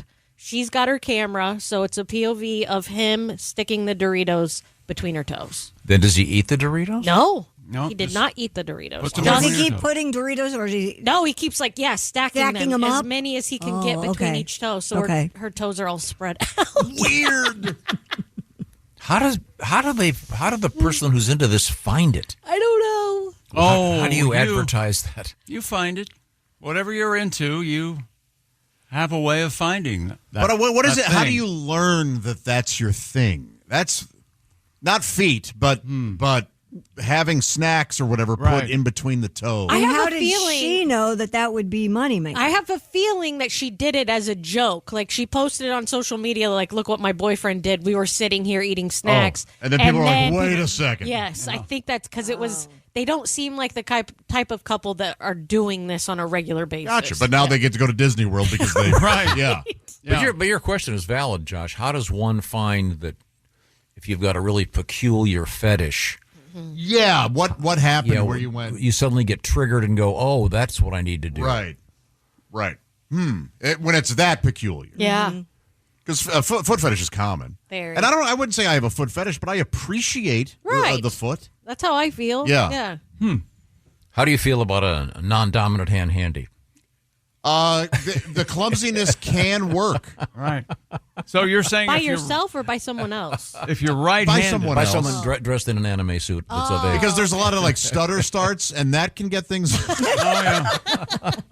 That just adds to the drama. Right.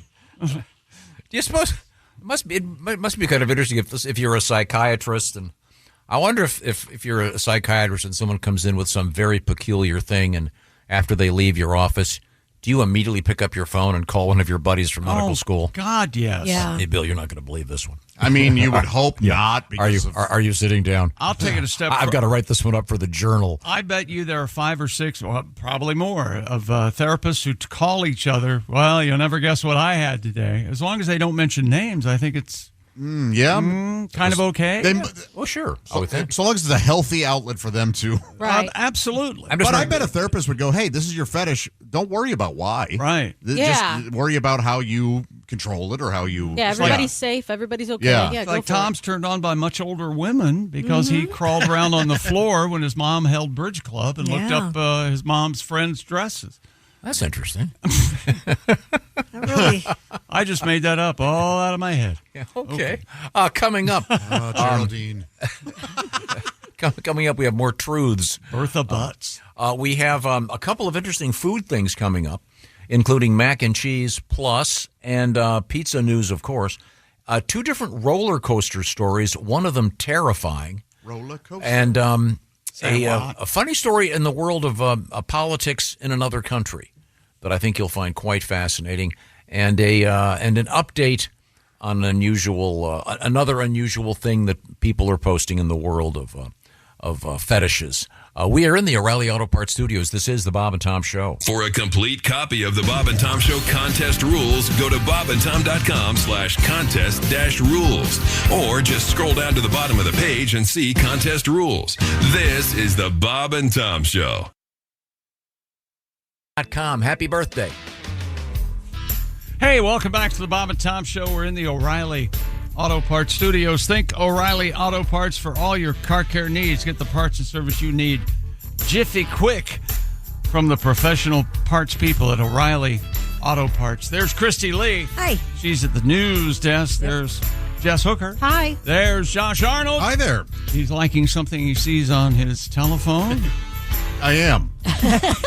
Boy, that sounded odd when I said telephone. Yeah, it did. There's Ace Cosby. I'm Chick McGee. Hello, Tom. Do you have your telephone with you? You know, you're right. Telephone. You don't ever hear that word anymore. Yeah. It's like aeroplane. You don't really. It's not an iTelephone. It's an Cell phone. iPhone. Wow, I never thought about that. Where's my telephone? Yeah, Does anybody have a telephone? Oh no, but there's this new thing. It's a case that you put on the wall, and it says, "I'm turning my phone into a home phone," and you just set it on the wall, and I'm like, "Give me a break." I bet probably a charger or something. Yeah, in there? maybe. Yeah, but it's just a little spot for your phone. What are the stats as far as having a wired home Landline? phone? Give me a few minutes, I'll find out. I don't know why. At Christmas time, they were getting their kids landlines. Like, this is what we got our kids, landlines with other friends so that they could talk to their friends. Wow. What? Yes. I mean, everything. Yeah. That's fun. Everything comes back to a degree. You've got Sure. vinyl records. There was a big cassette boom after Guardians of the Galaxy. So everything kind of isn't there another? There's a video store somewhere that's back. Oh, like a Blockbuster? Yeah. Yeah.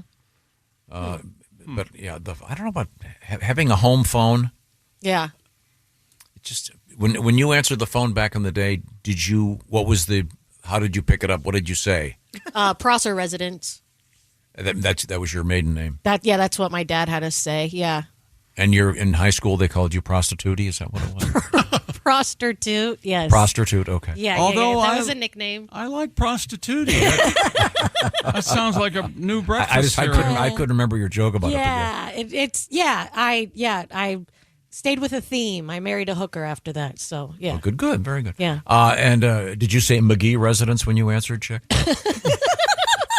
That's right. Anticipating this career. You know, I put up with a lot of problems being ostracized because we were Irish or Scottish. I forget which fake name. Yeah. Josh, was there any protocols involving the phone at your place when you were a kid? You had all those brothers and everybody running around? Just hello. Oh, really? Just hello? Yeah. Hello. We said hello. What did you say? Griswold residence. Yeah. Tom speaking. You had to Harris. said that, right? Did you say baby? Yes. I'll do exactly how it Okay. sounded. Baby Tom. This is 16-year-old Tom. Okay. Griswold residence. Tom speaking. Yeah. Not really necessary. Oh, hey there. Did you guys only have one phone in the house, like one central location? Yeah. No. We did for the longest time, and then we had Absolutely. like a cord, and then we got cordless phones, obviously. But when it was in the kitchen, Right. at like a little desk, and that's where you would talk on the phone, and there was a 20-minute limit. When I was in middle school, and I was on the phone with this boy named Brian that I really liked. He wanted me to be his girlfriend. And at the end of the conversation, he said, "I love you." And I go, "I love you too." And my dad was right behind me and clicked the receiver. Or no, he grabbed the phone out of my hand and he goes, "You don't love anyone." And he hung up the phone. So embarrassed. Yes, yeah. So I never. Wow. Yeah, I love you too. I was what, 13 or 14? Like, in fairness, yeah. You don't love You don't love anyone, yeah. So Okay, here we go, Chick, as you requested. According to these stats, current estimates, about 79% of adults live in wireless-only households. No landline.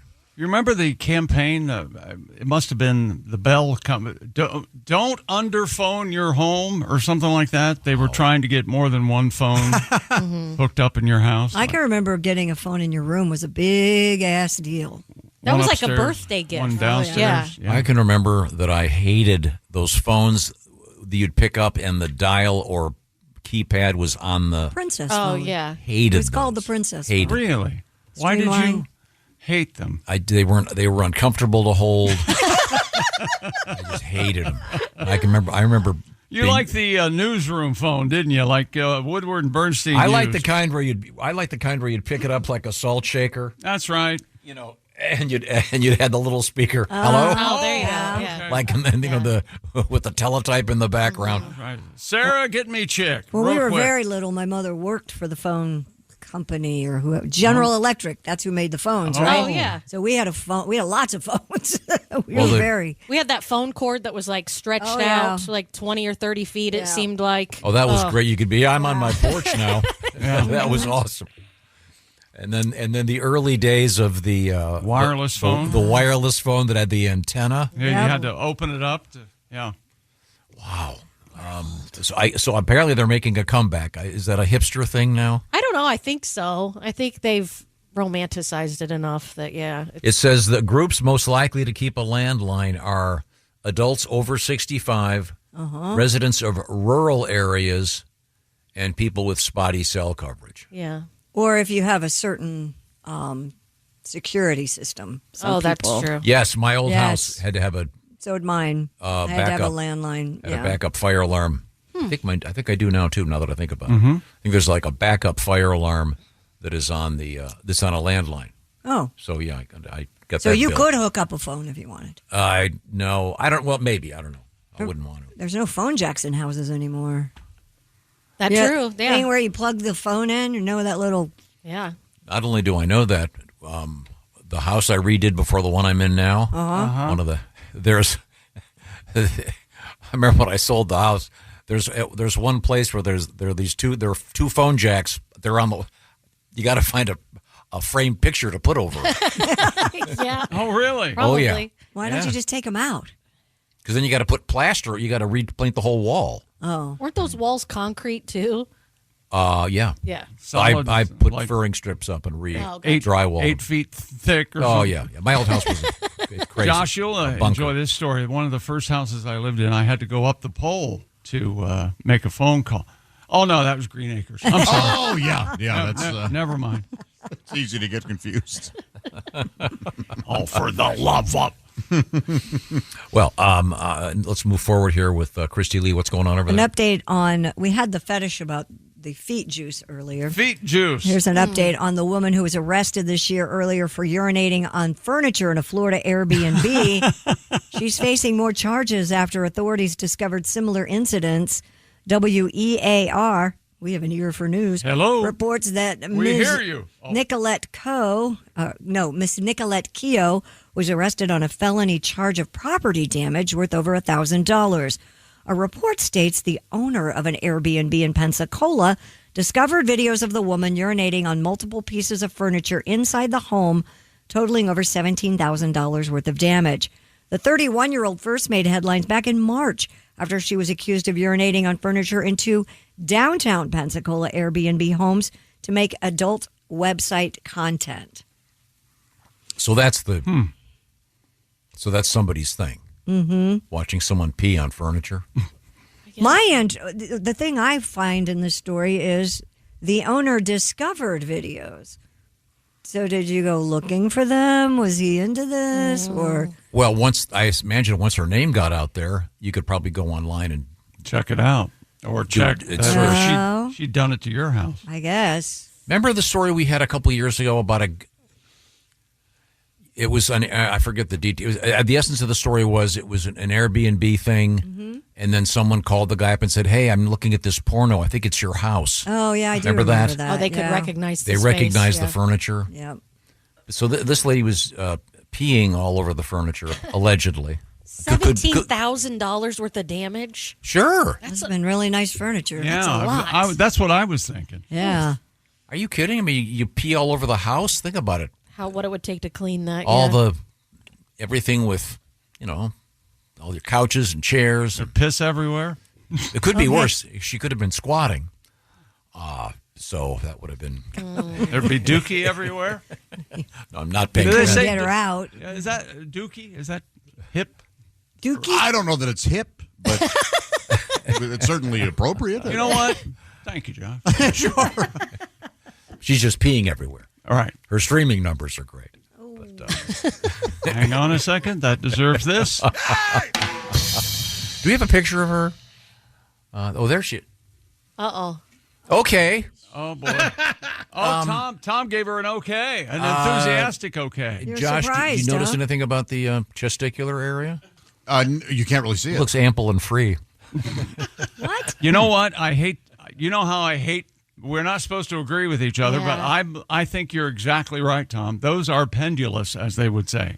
And she looks delighted. Look at the smile on her face. She's never been happier. She's an influencer. Yeah. Every picture is an opportunity. She's like, oh, God, that's great. She's Did you she's just peeing make that right- up? Yeah. She's peeing right now. That's exactly correct. Yeah.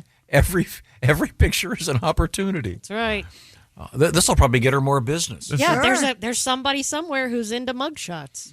What is the law on if you have an Airbnb, if you're the owner of it, are you allowed to have cameras in there so you can prevent this from happening? They have to be disclosed. I think you have to tell. So if you say you're on camera all the time, Yeah. don't pee in the furniture.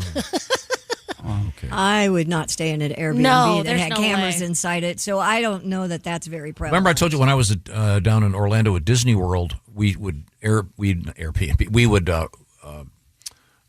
take Ubers between places. And I remember getting into one of them, and the guy, as soon as we got in, the guy goes, "You have to understand you're on camera. Is that okay? Because if you're not okay, you have to take a different one." Yeah. Well, that's fine. I have stayed at Airbnbs where they have cameras outside, and they do disclose that. Yeah. But yeah, would you say I would never stay in an Airbnb that had cameras? Okay. Well, yeah, I just the owner of this place somehow found. Yeah. I mean. Okay. I wouldn't have a problem with cameras if they stayed out of the bathroom, I would think. Or the bedroom. Yeah, if they were in common areas. I yeah. don't know. Wouldn't you do things to entertain?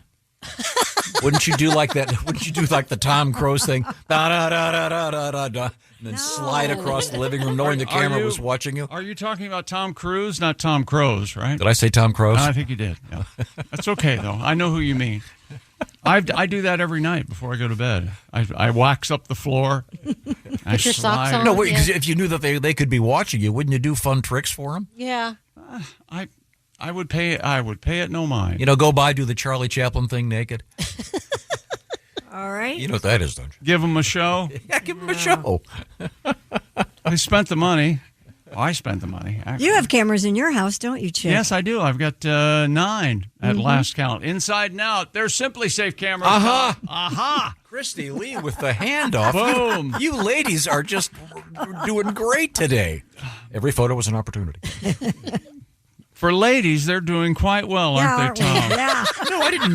That didn't come out the way he wanted it to. No, that didn't not come at out that all. way. No, that was a Tom compliment. No. We know. Right, I right. know. I take I meant to compliments. say, hey, look, for The chicks, you guys are compliments. okay. I found myself watching the Women's College World Series yesterday. Oh, it was did you? very interesting. Good. And I in my brain, I heard Tom watching it, and a girl would come up Yes. to bat and, well, no, she's good looking. That's exactly what I hear Tom say. I was watching, and I said something dissimilar to that, but I also said I would be afraid to face that pitching. Yeah. Oh, yeah, It's 70, intense. Those women are throwing that thing so... 70 miles an hour, like And, right from and, your... and again, as has been said 1,000 times, the name softball, not appropriate. Not really. They should that call it a larger, harder ball. Simply Safe has changed the game, people. Using advanced AI alerts, Simply Safe U.S.-based live agents identify threats on your property at your compound and deter them. The intruder never gets into the house in the first place. The crime stops before it even starts. That's why I chose Simply Safe, and we use it here at the Bob and Tom Studios. And Simply Safe, another win, no long-term contracts. No lock-ins or hidden cancellation fees with Simply Safe. Life happens, and if you need to change things up, no problem. Simply Safe understands. You're not trapped in a contract. With monitoring and deterrence plans starting at around $1 a day, that's worth the peace of mind. Knowing you can leave your home for a vacation, if you hear a weird noise at night, you know you're protected. And we've got a special deal for you. Unbelievable. This is why I went with Simply Safe. It's an exclusive discount for Bob and Tom listeners only. Right now, get 50% off of your new system just by visiting simplysafetom.com. 50% off, half off at simplysafetom.com. And remember, there's no safe like Simply Safe. Like you said, we got them right here in the studio. Very, very handy. Good to have them. Coming up in about an hour, I think we're going to be talking to the great musician, Mark Mothersbaugh. We are Devo. There's a great documentary about the band Devo floating around. I watched it last year. I forget where it was. It's on Netflix. Is it Netflix? Yeah, it's terrific. And he's a brilliant musician. He's done all kinds of great things, as well as, of course, the band Devo. Also, coming up, more things from the news desk. And we are still in the O'Reilly Auto Parts Studios. This is the Bob and Tom Show. Hey, welcome back to the Bob and Tom Show in the O'Reilly Auto Parts Studios. There's Kristi Lee. Hello. There's Jess Hooker. Hello. There's Josh Arnold. Hi. There's Ace Cosby. Howdy. Pat Godwin on assignment. I'm Chick McGee. Hello, Tom. Pat Godwin getting his shoulder operated on tomorrow morning. Yes, sir. I hadn't heard anything about that. Rotator cuff. Hope he's okay. Oh, God. That's all I heard about. I know he'll listening. Be fine. We love you, Pat. You're going to be great. Now, I have a technical question. Go. Need some help here. Is this you open the floor to anybody to answer or specific? Yeah. Okay. I got a woodpecker problem at my house. See, what kind of woodpecker you got? I have a woodpecker. I got pictures of him, and I don't I don't find him a problem at all. I kind of. You have the pileated one too, the cool one. Yeah, he looks just like you got the Woody Woodpecker Woody kind? Woodpecker. Yeah. And if I don't hear him on Saturday or Sunday mornings, I'm kind of lost. He's not pecking the trees. He's pecking my house. That's no bad. kidding. Oh boy, you don't want him to peck your house. Well, that also means you have bugs. Mm-hmm. They wouldn't he wouldn't peck there if there weren't something to eat. Yep, Yeah. he's right. Termites. Oh yeah, he's looking for. No, no. it's something attached to the house. It's not the actual house itself, but that's what it means. Often, okay. Oh, like a pergola or Yeah, something? exactly. There you Yep, go. there you go. You have got- to sand it and refinish it. Oh, great. Yep. There's a tree in the way. Well, you got to. What about shotgun? They're works? illegal. You can't do that. You can't shoot a woodpecker? No, I think they're federally protected. No. Why would they be? I have both protected? kinds. I have the pileated and the smaller. I don't The know little downies and yeah. I don't know the smaller one. Oh, they're cute. Although- about this How about a big. paintball gun? The way you're describing them, the smaller ones seem sneaky.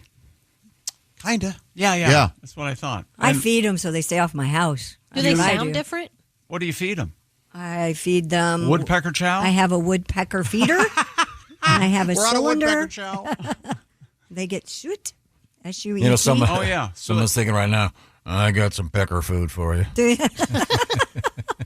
Once again, I think that would that's one thing our body does not do that it should do. What? There should be a time when Need to replenish your fluids. you dip it in. Your penis can drink from a cup every now and then. We have a male and female pileated that come to our house every day, and I was wondering if they have babies, and so I looked up what a baby woodpecker, those little redheaded, they come out, they are like little redheads. They have Like the Woody little- Woodpecker? Yeah, they are so cute. Oh, So I'm they're just hoping. miniature? Yeah, they're like tiny. I'm hoping that they show up. Now, do they eat their young? No, they don't. Okay, that's good. Yeah. Okay, well, I'm sorry. If anyone knows They the feed their way young. to help me with this. What else have you got over there, Kristi Lee? Well, speaking of food, a new restaurant in Japan is taking off thanks to its surprising hit dish, Oh, Lord. sushi pizza. Soar News 24 reports the new fusion food is the brainchild of Kaizen Mogatari, a sushi and izakaya restaurant in Osaka. Wouldn't it be? And his nickname, Papa John. Papa-san. Papa-san, yeah. Sushi pizza features a crisp crust made Yeah. from lightly fried seaweed and sushi rice Whoa. with a variety of seafood toppings, including eel, shrimp, mussels, and squid tentacles. No. Huh. Not Does at it just all. look like sushi? Oh, there we go. It looks kind of like a sushi roll. It looks like a pizza. The crust Yeah. is a And- sushi roll. It looks Yeah. like. I know I've asked Josh this before, but I forget the answer. When you went to the movies in South Korea, they had like fish on the popcorn or something? The popcorn was you could get popcorn. Just regular popcorn. They didn't have butter. You would have it either plain or onion. Oh, you could yeah. get powdered onion on it. Oh, okay. And then they did have squid. They sold squid jerky at the theaters. Squid jerky, Tom. Yeah. Wow. You could get plain or peanut butter. Whoa. Yeah, they had peanut butter flavored squid. No kidding. Did you try that? Yeah, it wasn't for me. Okay, fair enough. And that does look like, it kind of looks like a pizza, and Sure. the It kind crust of makes sense. Yeah, the crust is that green. Oh, and the Seaweed. Yeah, the crust is the rolled up. It's got to taste every bit of sushi roll. Right. Yeah, Yeah. It's just an Easy to- unrolled sushi roll. Easy to dip in ranch. Anything Disassembled. Why tastes when good. when you dip it in wasabi? Dipped in ranch. Wasabi? No. Yeah. Oh yeah. Too spicy. No. What's wrong with you? I do like the name Papa-san's Pizza. I do like the name Papa. That's respectful, right? I think so. I don't know why not. Okay. I don't know why we'd start worrying now. Okay, sorry. She brings up a good point. Sorry. Kraft Dinner is experimenting with its first dessert, mac and cheesecake. The brand said it's stirring the pot with the cheesecake, which is made in Canada with real cheddar cheese. Described as a first-of-its-kind sweet and savory creation. The new treat only available for a limited time at select bakeries across Canada. Don't know if it'll make it to the States. I love cheesecake, but is there cheese in it? What is cheesecake made? It's Usually cream. cream cheese. Oh, cream cheese. Cream Okay. cheese, Tom. So it sounds like What'd you think it was? Velveeta. Or, No, it's a less Once again, savory. you can't. Less cheesy cheese. You can't think there were slices of cheese. No, I know. in I cheesecake. didn't understand why it was called cheesecake. Yeah, Philadelphia. Like eating Cream it. cheese. Yeah. Okay. Yeah. But this is combining two things: mac and cheese and cheesecake. I don't know. I mean, you could. I in a pinch, I can put cream cheese in my mac and cheese that I bake, and it keeps it moist and thick. So that's kind of the same. No. Yeah, I don't know. I don't know Kraft mac and cheese has a certain taste. That's true. I don't know where does the macaroni come in this macaroni and cheesecake? It didn't say macaroni and cheesecake. It just said Kraft mac and mac and cheesecake. So yeah, maybe it's. I don't know. Do we have a picture of that? Jason? I'm guessing that it sets up. Oh no, it's blended. Oh god. Kind of that orangey Kraft. That does not look edible. Man, I love that Kraft macaroni and cheese. But if you did that, now stay with me. If you did that and you did like a Cheez-It crust and chopped it into little bite-sized like appetizers with a toothpick, what do you think? Yeah, that might be good. I always forget that in Canada they call it Kraft dinner. Oh, they do. They have some Kraft dinner instead of mac and cheese. Oh, really? No kidding. That's interesting. Could you take a cake and I could do that. Drill holes in it? What? Drill holes in it? Why do you need holes in it? It'll be Swiss cheesecake. No. I want to defend you. That's my first response. I want to defend you. No, you don't. You make it so hard. I don't know. That looks awful. Swiss cheesecake. I don't. Yeah, I mean, I'll see if I can order it. I'll see if we can order it and get it here. Okay, all right. Oh, and get some all-dressed chips while you're at it. Those are the boss. Why don't you just give me your grotory list? Those I'll are take care of very that for good. you. Thank you very much. Well, you've got some. So far today, No, Pat's not here. I have no one to care for. Today we've had sushi pizza. Your list is getting longer. Feet juice. Oh, You ready for Kool-Aid I won't be pineapple? making feet juice. and Malort, the shots popular in Chicago. They're about to set a world record for the most Malort consumption. What else have you got? Well, I have Kool-Aid pineapples. Have you heard about this? Oh, I have. Sam sent me a link this weekend. This is a big thing. Yeah, it's a trend on TikTok, of course. It involves taking pineapple spears, mixing the pineapple juice with Kool-Aid powder and extra sugar, shaking everything together in a container, refrigerating everything to allow the fruit to absorb the Kool-Aid's color and flavor. Social media users have been sharing their concoctions, revealing deep red, bright pink, and electric blue pineapple slices that they then snack on. However, according to Dextero, a full jar of Kool-Aid pineapples can contain roughly 320 to 350 grams of sugar, which about the same or slightly more than a 12-ounce can of Coca-Cola. Ugh. Yeah. So they're kind of colorful Pineapple spears. Yeah, but they're super full of tons and tons of sugar. So this is you go. There's a new Kool-Aid trend every summer, it seems like. Last year or the year before, we put Kool-Aid in pickles. Do you remember that? Yeah. Yeah, that was terrible. So this year it's pineapple. At least it's pineapple. At least it's sweet. The photograph we have. Yeah, it's really looks not like, very good. Looks like Jason is howling. Looks like Spider-Man. No, it looks like bread sauce. It looks like salsa. Tomato paste. Yeah. It looks like a used tampon. It does. Oh, God. It's a big red. You know what? Oh, my God. As usual, we're all nearsighted. Josh has 20/20 vision. Man. I mean, It's a hell of a month. I don't know. Hell of a month, Dolores. Guessing that's Way to go, Dolores. day one. Yeah. So That's when it hits hardest. It's a bright red giant chunk of whatever it is. It is, Pineapple. but it's two things that are great and sweet by themselves. Why do we Yeah, need to marry exactly. these things? You know Pineapple what? is so sweet Yeah, already so and good. Most of those TikTok things that get to me, I kind of understand them, but I don't. Not this I one. don't get this. I think this one's colorful. If you had one of the bright red, then a purple Yeah. one, and Sure. this Could be also cute. helps. It helps increase your chance of getting diabetes by taking something healthy. Okay. Now, rum-soaked melons, you like that?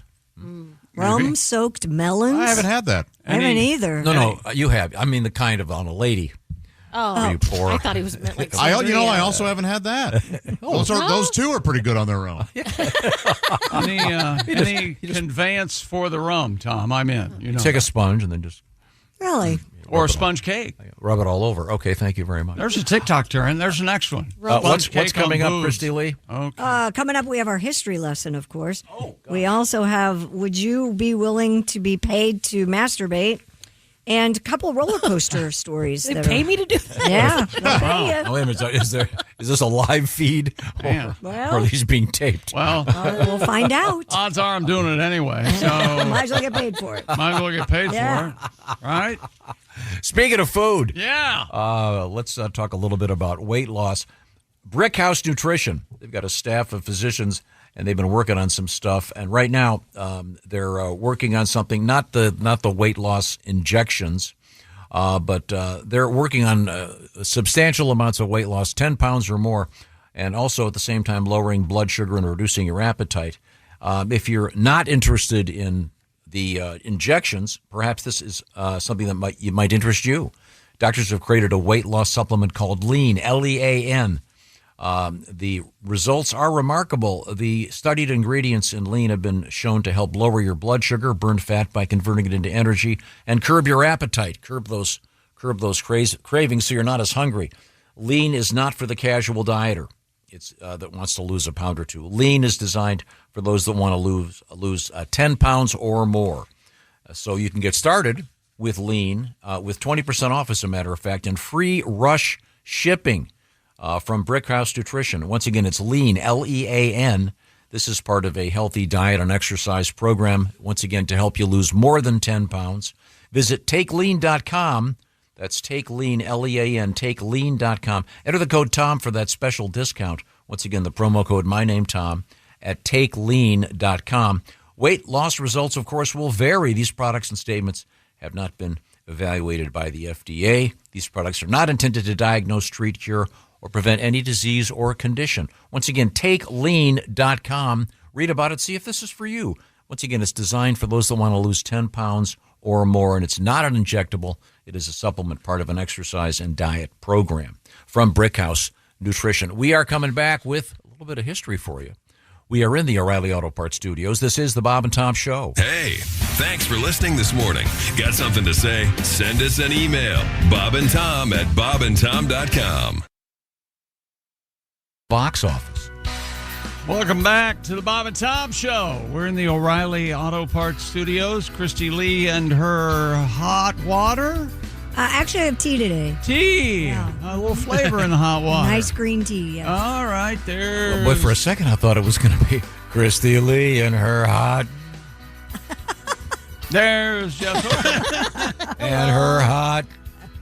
Uh-oh. There's Josh Arnold. And his hot. Hello. Oh, not Josh. Buns. Hot buns. Red pepper hot. Josh. There's Ace Cosby. Hello. I'm Chick McGee. Hello, Tom. Now you're hot, baby. Hot buns. Oh, boy. Hot buns.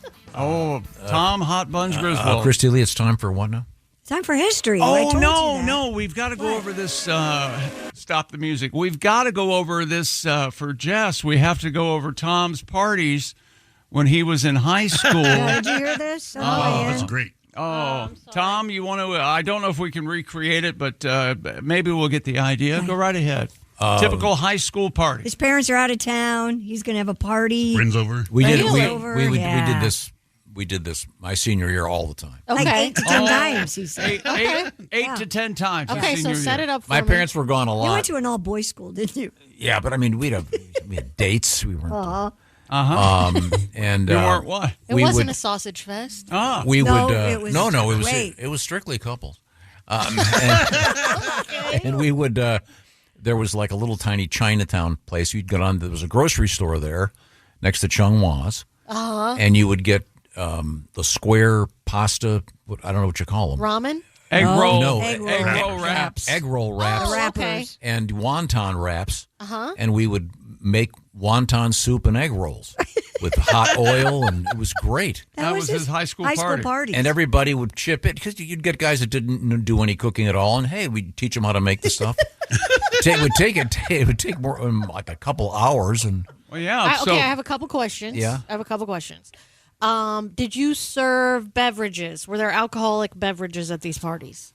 Your Honor, I would like to. Oh yeah, of course, and a lot of pot probably, but Like to still. take the Fifth Amendment. Okay, next. There was, what you're saying is they were rolling something else. Yeah, right, they were Kristi? rolling. Okay, that's fair. And did they not have pizza delivery service at this time in life? Had it not been introduced to I had your never area? had a pizza delivered to my house in my life. Okay, so there probably wasn't really what they only delivered milk in that time. They didn't deliver. We had a milkman. Milk and ice, I'm guessing. No, it was fun. That's. I mean, It was really fun. It sounds like something I would love to do today. I would love to host a party where I teach friends how to cook, but not when I'm 17 years old. We were a sophisticated group. Yes, I have guess. you done it with the girls? Oh, we cook constantly. I mean, You made egg rolls? No, but I should do it. But it does. pizza? It's boiling oil and it's a little tricky. It's a little dangerous. I could see. Yeah. Get a closed lid. Yeah, You can probably air fry them now. Yeah. That's no, true. that's no fun. You want to have the That's danger. no fun. Let's get to history, then we'll review The my danger cooking edge, history. yeah. Egg roll parties. This first one, I am not a fan. God, that could cover anything. Yeah, no. When it comes to alcoholic beverages, we were talking about Malort, which apparently is awful. The first written record of Scotch whiskey appears in Deacon Blues, right? in 1495 in what are called the Exchequer Rolls of Scotland. I never liked the taste of Scotch. I can't get on board either. Anybody? Always, No, not for me. You know, there's an acidic taste to it for me. I don't know why. I know people swear by it, don't but think it's I've had not it. my thing. But that's the first written record of the existence of Scotch whiskey, 1495. Oh. How about this one? 1533, Anne Boleyn crowned Queen of England. Wow, we're going way back. Watch your head. Yeah, it doesn't last long, Ann. Enjoy it while you can. She was, they lopped that head off. Yeah. Ooh.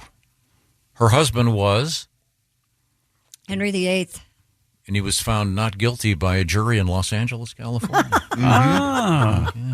Precedent had been set. Bolden, You know why Bolden, why the head keep was those cut off? heads a-rolling, Bolden. That's where the noise was coming from. That's why he cut off her head. 1859 construction concluded, and the bell rang for the first time from what we now call the Big Ben.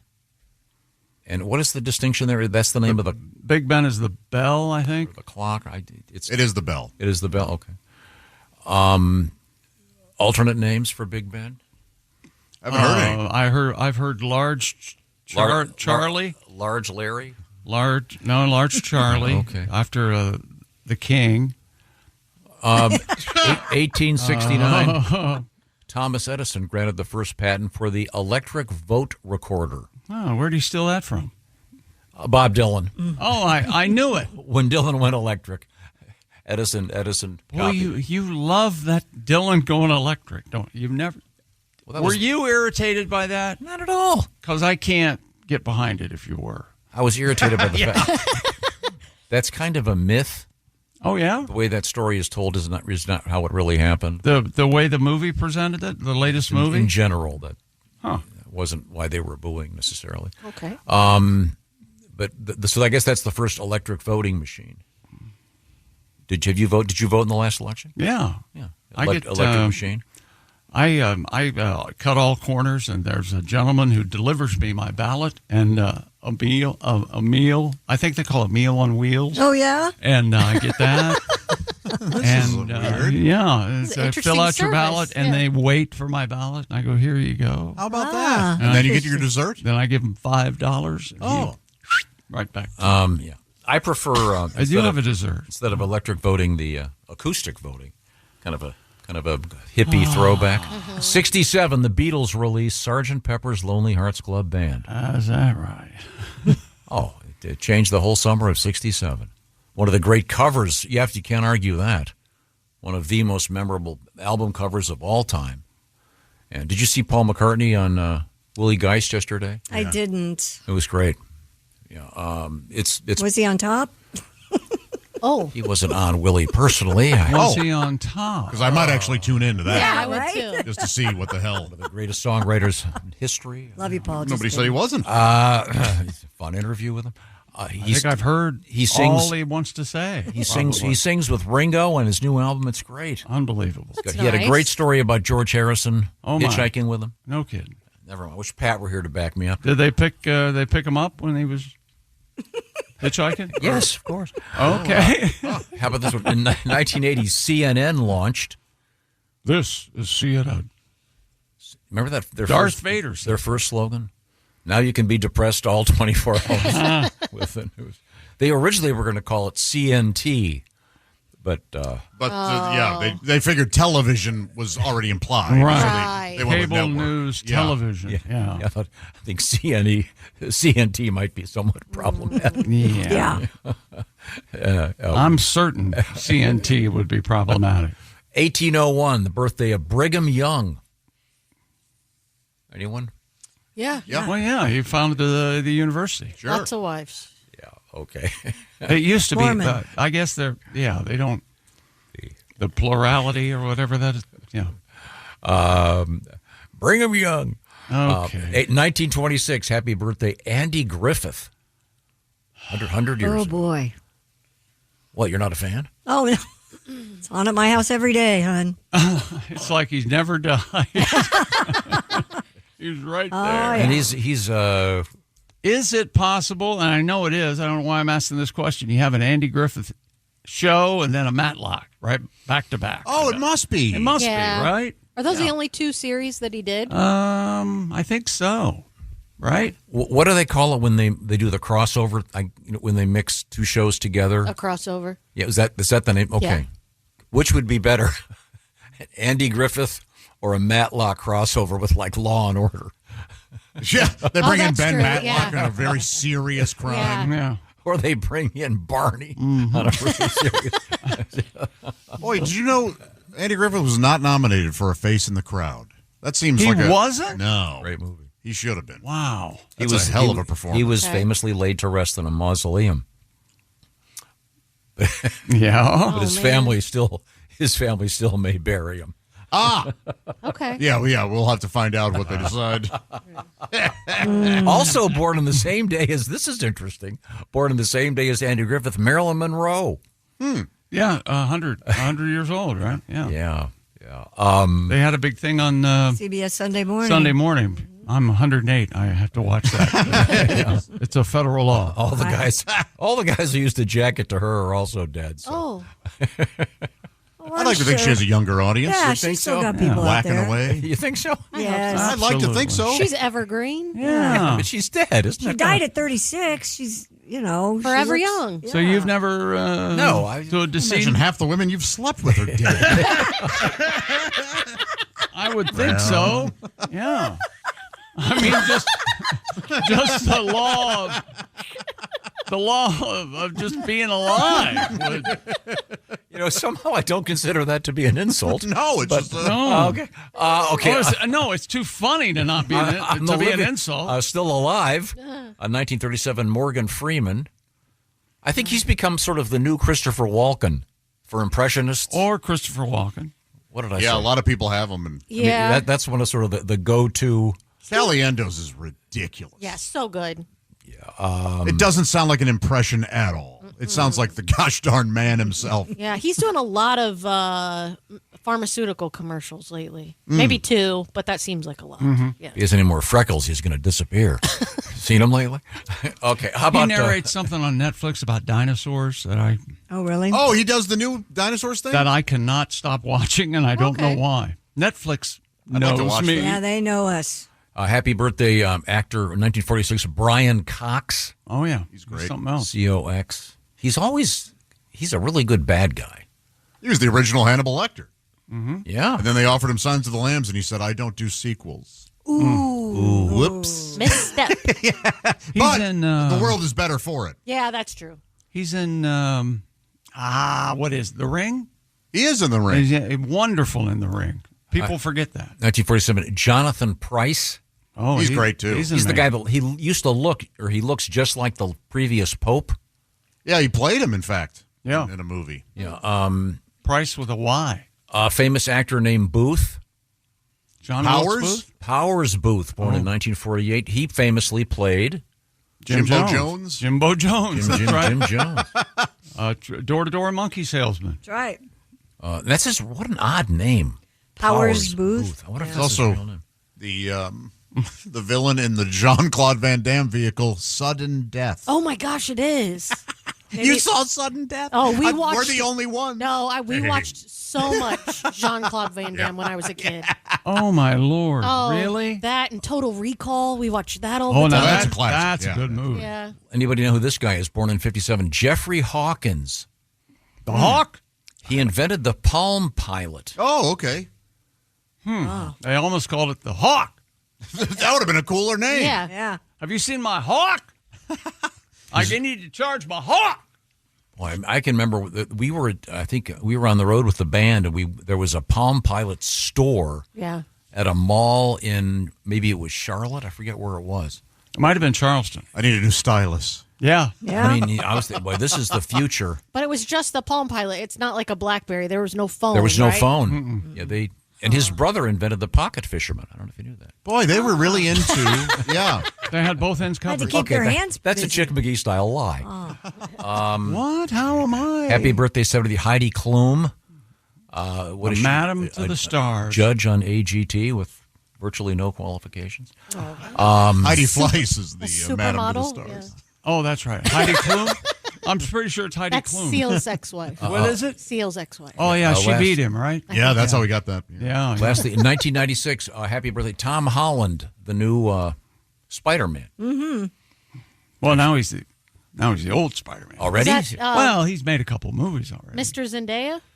Is that Yes. who that is? And Yeah. he's got Spider-Man coming out, I think. Yeah. End of the Rainbow or something. I think it is End of the Rainbow. Does every generation have its own Spider-Man at this point? Probably. How many of My those generation has 7 of them. It's ridiculous. Yeah, well, you got Garfield, Andrew Garfield. You got Tobey Maguire. Toby, and then you got this guy, Holland. Okay, well, happy birthday to all of them. Yeah. All right. And you're welcome. Coming up, we're going to talk with musician Mark Mothersbaugh. We're into tomorrow's show. We are Devo. These are the O'Reilly Auto Parts Studios. This is the Bob and Tom Show. Hey, thanks for listening to the Bob and Tom Show this morning. Get a look at today's show on our YouTube channel. We're very helpful to us. We appreciate it. Welcome back to the Bob and Tom Show. We're in the O'Reilly Auto Parts Studios. Kristi Lee at the News Center. Yes, sir. Ready to news. There's Jess Hooker. Hello. There's Josh Arnold. Hi there. There's Ace Cosby. Hello. I'm Chick McGee over here at the sports desk. Hello, Tom. I know what it's like when you forget where you are. What do you? Right? You threw me by shaking your shirt out there. You got a sweat going? You got no. something going on? You got a stiff neck? It's like a little itch. Oh, That's just like a tick for him. That's a reset. you need. Yeah. You need a back scratched or No. anything massage? No, I'm fine. Okay. I'll be good over here. I'm fine. All right. Would you go to a place that would for an hour you would get your back scratched? I don't know if I could go an hour. Maybe make that part of a massage. Maybe. Gotcha. Scratch it a little bit. Yeah. I remember there are people that would love to have their back scratched. Like that's how my kids would fall asleep. Like Yeah. scratch my back. I've never been a fan. I'm a big fan. Yeah. Okay. When I was a kid, I remember having and really wanting before I had it a plastic back I know what you're scratcher. gonna say. It looked like a it little had, hand. It had a little hand on it. Yes. Those are awesome. Oh, yeah. Wonderful. I treasured that thing. Yep. It was like a sick green color. Yeah. Maybe I'll buy if You you're could get interested. them at the fair or something. Because I bought 3 of them and they telescope, so Yes. they can Yeah. go Oh, down wow. and you can Absolutely. keep it in your table. Oh, drawers. see, that's much more Nice. sophisticated. Yeah. I had the primitive. Sure. And I don't know. I just thought it was the coolest thing. The telescoping technologies changed the game on Yeah. back scratchers. I love it. Like 20 years ago, Chick brought up back scratchers on the air, and people just kept sending them. Oh, nice. I have a Kept- beautiful You remember wooden that? one. There was like a Hand-carved. stack- I still yes. have one. Hand Yeah, carved, I still yeah. have it. I still have the But it one. doesn't- chicken. Yeah, I have one that's panda bone. It does. It doesn't have the. There's something about having someone else scratch your back that's a lot more comforting than It's amazing. using your own back scratch. Yeah. Okay. Yeah. Remember, I took my little niece to the movies, and you know how kids sometimes at the movie theater, they get a little antsy. Yes. She wasn't being bad, but she just wanted to stand up Right. and put her arms on the seat in front of her, and there was barely anybody in there, so it wasn't a big deal. Right. So I started scratching her back, and she turned around, she goes, "Stop scratching my back." And I go, "Oh, sorry," and I stopped. Then she turned around, she goes, Now rub. I was supposed to rub her back, not scratch it. Yes. All right. She knows. There's a girl who knows what she wants. Right. So back to your original question: would you pay someone? I would to rub your back for it. Of course, I'd go just a scratch, rub, all around. Yeah, happily. Well, I remember drawing pictures. You draw a picture on their back, and they'd have to guess what it is. Yes. Spell out words. Yeah. You know, they all started with F. And would you pay for and during the course of your massage? Would you pay for full release? I don't think this is a sexual thing at all. Don't go down in this case. Yeah, but that would almost get in the way of the back scratching. Yeah, since you've sadly gone down that road, Well, you're not doing it right. That does lead to this very odd story. An AI companion startup is offering $2,000 to test out its AI-guided masturbation feature. First of all, what is an AI companion startup? What does that mean? An AI. There's a technology out there where you can have using AI for something. Friend, but I mean, an AI friend. But an AI companion then is when you're you're talking to a robot. Okay, I guess. It's not a real person. Okay. Joy AI, that's JOI, said it is looking That to also, hire. do you know what that means? The last I is in. It's also jerk. Instruction.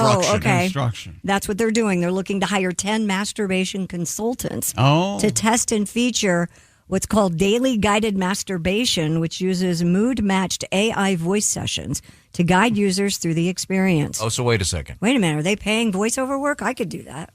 You could do that. So JOI means it's a voice telling you how to. Mm-hmm. Well, typically it means a girl, a real person on camera going. Now, gentlemen. Yeah, now go slower, and now I'm going to count you down to the 10, 9. And what is it? What does it stand? I'm sorry. What does it stand for? J off instruction. Oh, sorry. Okay, I got it now. Testers are tasked with documenting how regular use affects stress, sleep quality, mood, and confidence over a 4-week period. I always thought JOI was pretty cute. It's like, it is kind of. Oh yeah, you're gonna instruct me, are you? Okay. Yeah. I've kind of been. I don't know how I know this, but do you know who's really into that is your son, Willie. Yeah, he loves it. He's talked about it. How do you like knowing that? I wish I did. I don't know why, but I got all creepy all of a sudden. He's a big us fan. That. Yeah. The listing describes ideal candidates as articulate, observant, and impossible to blush. Observant. People who can describe sensations better than a sommelier describes a wine. See, that's the thing. Yeah. The AI is going to watch you. This isn't my thing. I know I'm speaking passionately about it. Mm-hmm. It's not my thing, but I like that it's out there for folks. But the AI is going to watch you and go, "Oh, I see. You're going a little fast. Slow it down. Slow it." You know. How would you ever know that about a person, though? You know what I mean? In this what case, they like. What? How would they ever know what you would like to say? Go right. faster. Go That's slow. been the issue with JOI is you just have a standard. Now the camera is going to focus on you, and the AI is going to interpret what you're doing. So this thing is going to adjust over time. Exactly. To your preferences. And so they're paying people now to test it. Is that what's happening? Mm-hmm. Yes. So, hey. $2,000 Hey, a Mom, month. don't bother me now. I'm on the clock. Yeah. I'm working here. He didn't say clock. Wait a second. You talk about a whack job. Yeah, so they're giving you $2,000 a month to try it out. If you want. I'm a little bit confused. So if I understand what you're saying, there's a camera that's going to be watching you do this and then interpreting over time. It sounds like maybe in this case, yes. Whoa. Or you can personalize it and say, I want somebody with a British accent, and then... hey now. Yeah, that's a part of the AI companion thing is that it's human-like. Like, that's what that means, is that it's a virtual entity. So they're trying to develop this so it'll eventually be available for me. Well, my Siri is a British accent. You can pick that. Yeah. Or Australian accent. Yeah, okay, so this is in the beta testing. Correct. Master beta testing, if you will. Lovely. Thank you. I just thought of that. Right now, I want to say that in a few minutes, I think we're going to hook up with the very great musician, Mark Mothersbaugh. Devo out on tour. There's a terrific documentary about Mark. I watched it last year. Is that on Netflix? Yes, it's on Netflix. So. About their band Devo and their Correct. Akron origins, et cetera, et cetera. Right now, a couple quick things. One, with respect to your financial situation right now, Maybe you've got a huge credit card debt. You want to pay that off. The interest is somewhat debilitating at whatever 20+%. You may be sitting on a bunch of money with your house, but you don't have to sell your house to take advantage of the fact that most houses are worth a lot more than they were 5 years ago. The average house has more or less doubled in price in the United States in the last decade. This may not be your situation, but it very well might be. And the advantage of that is you don't have to sell your house to take advantage of the equity that you have in it. If you do a refi, that's where American Financing comes in. They understand that you may need a little cash right now, and they have salary-based mortgage consultants that can work with you. Right now, their average client is saving about $800 a month. Also, they have an opportunity right now for a limited time that may actually delay 2 mortgage payments. So see what I'm talking about. If this sounds like a situation you're in about 10 minutes, the folks at American Financing can walk you through what might work for you. So there's no upfront fees, no high-pressure salespeople. Once again, they're salary-based mortgage consultants. So see if this fits you by giving them a call, 866-889-2611, or just remember AmericanFinancing.net. Do us a favor, let them know that you heard about them through us by putting a /Bob and Tom, or just tell them. Once again, get their number by going to AmericanFinancing.net. NMLS 182334. NMLSConsumerAccess.org. APR for rates in the 5s start at 6.327% for well-qualified borrowers. Call 866-889-2611 for details about credit costs and terms. Visit AmericanFinancing.net/Bob and Tom. Average savings based on borrowers who save over $200. Hey, welcome back to the Bob and Tom Show. We're in the O'Reilly Auto Parts Studios. Kristi Lee at the news desk. Hello. Right in the cusp of having a really good argument. There's Josh Arnold. There's Ace Cosby. Hello. I'm Chick McGee. Hello, Tom. We have a guest. We do? Don't we? I think we do. Ready?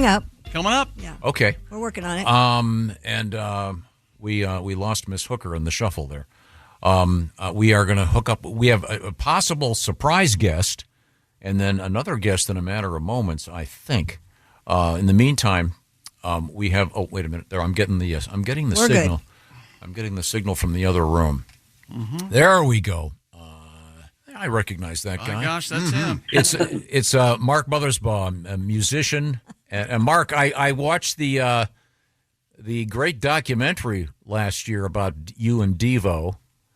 It really brought me back. I'd forgotten a bunch of the stuff, and I grew up in Cleveland, Ohio, so it was nice to see the great success from Akron, Ohio. That is the band Devo, and I looked. You guys have a big touring schedule out there this year. We're out there doing stuff now and then. It keeps us out of trouble. Yeah. Now, how many of the original boys are in the band these days?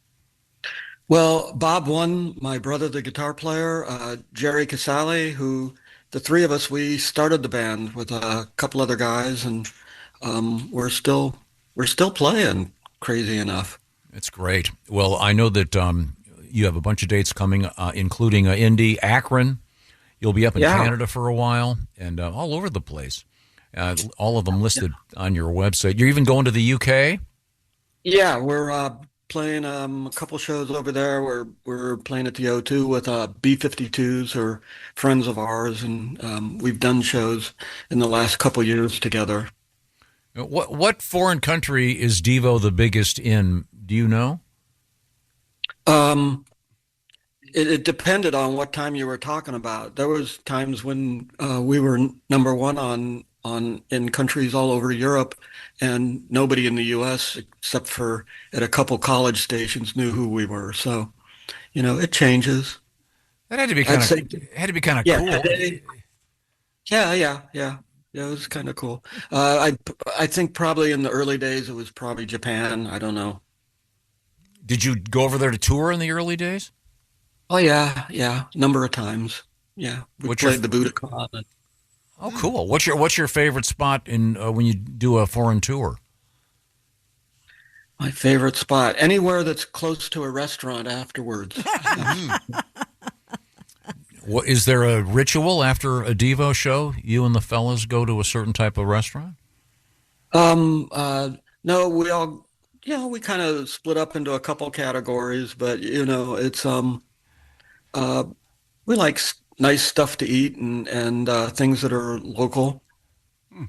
Like we do, Tom. You like a salad bar? We go get a steak. Yeah, exactly. Yeah, that's right. So, in other words, McDonald's in every single city. That's right. There's something different about eating one in Japan, though. Yeah. I can't put my finger on it. What does the today's Devo set list look like? It's got a kind of, it's kind of the greatest hits kind of show. So, it's like, I think people are less interested in hearing the newest song by Devo, but they want to hear things that they remember from the past. And that's kind of, that's how I'd be if it was like if David Bowie came up to me as a ghost and said, "Ooh, you want to hear the newest album of music I just wrote? Or do you want to hear one of the first albums that drove you crazy?" And I go, I'll play the old stuff for me.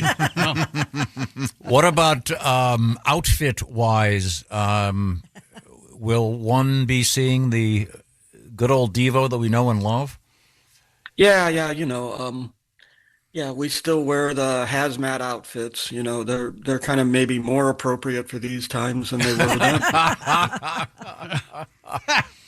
I was trying to think that we were talking about the other day, Pete Townsend at Woodstock.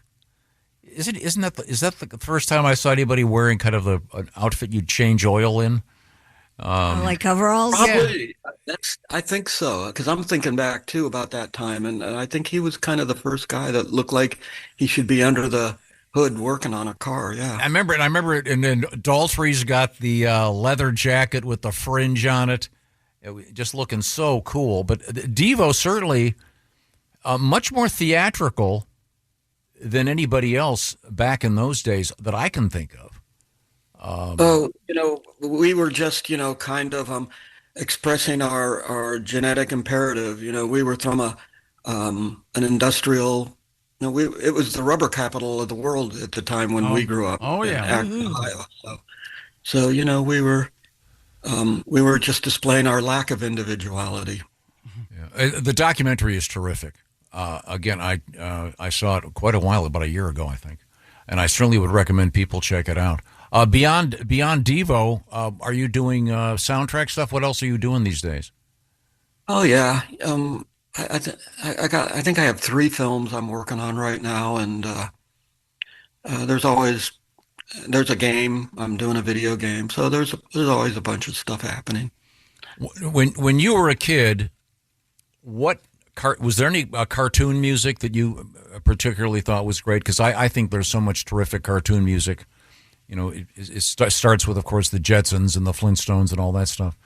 What was, in your opinion, the good stuff? Well, I'm older than you because I go back to like Looney Tunes and things like that. Oh yeah. The guy who wrote that music, Raymond Scott, he wrote that in the 30s, and it was back in a time where cartoon music wasn't even considered copyrightable. So Carl Stalling just took that music and threw it in Looney Tune cartoons. I remember Daffy Duck going boom boom boom boom boom boom boom dun dun. I loved all that. Oh yeah. Yeah, but yeah, I'm with you with the Flintstones and the Jetsons and all the Hanna-Barbera stuff. Has any of your music or Devo's music been sampled in the world of hip hop? Oh yeah, lots. It's it shows up quite often. And nowadays you have to ask permission. It's back in the days when sampling was first happening. Yeah. I remember people would Warner Brothers would say, "Hey, here's a Hendrix tape that never got used for anything. You want to? I hear you're recording a Hendrix song. You want to put his voice on something?" And we put a shout in on "Are You Experienced" off of one of his discs. And you can do stuff like that, and nobody had it worked out yet. So do you get a phone call saying we want to use this for this? And is there a standard rate? No, you kind of just it's like it's never like it's like $1 billion. So we're waiting for that one to happen. Somebody's going to want to use it for that. But Well, we'll let you go. Mark Mothersbaugh is our guest. He's a very fine composer, musician, and one of the founders of the great band Devo. On tour right now. We'll stick some links up, and you can go see Devo. What's the name of the tour again, Mark?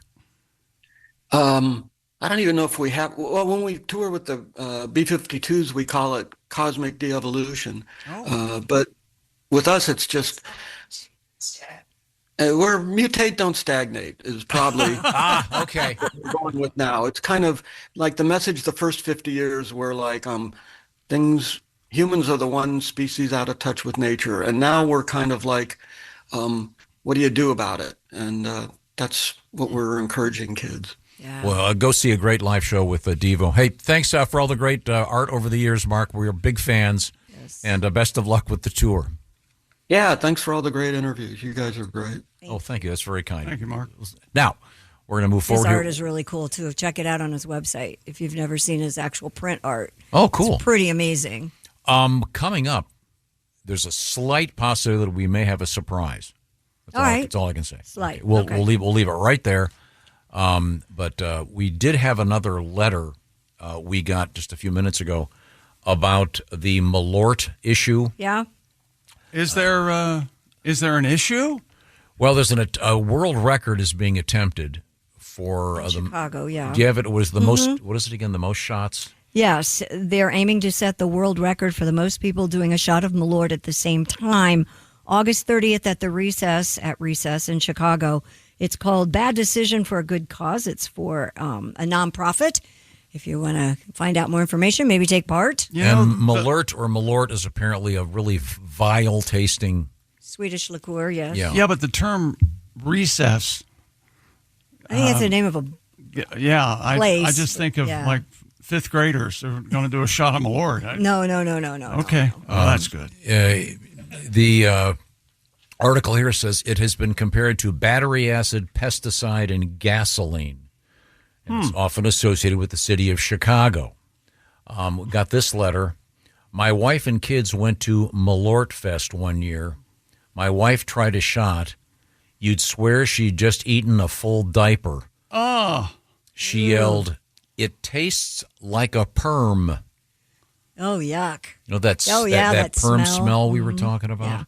Yeah, that's a good description of what is going on in the world of weird things to drink. And we'll see if we can get Willie G.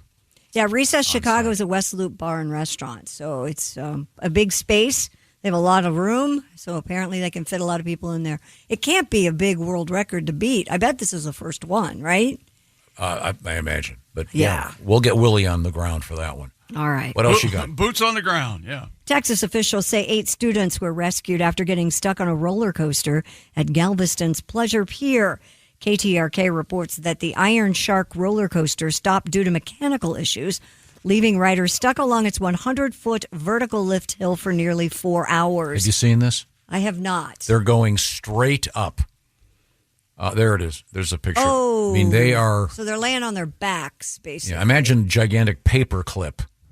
They're going up, and then it'll turn around and go straight down. But they're at the very top, and they had to get that's the second hook and ladder. I guess the first one they had a problem with, so they were stuck up there for quite some time. It says 4 hours. The Galveston Fire Department, all 8 students are doing well following their ordeal.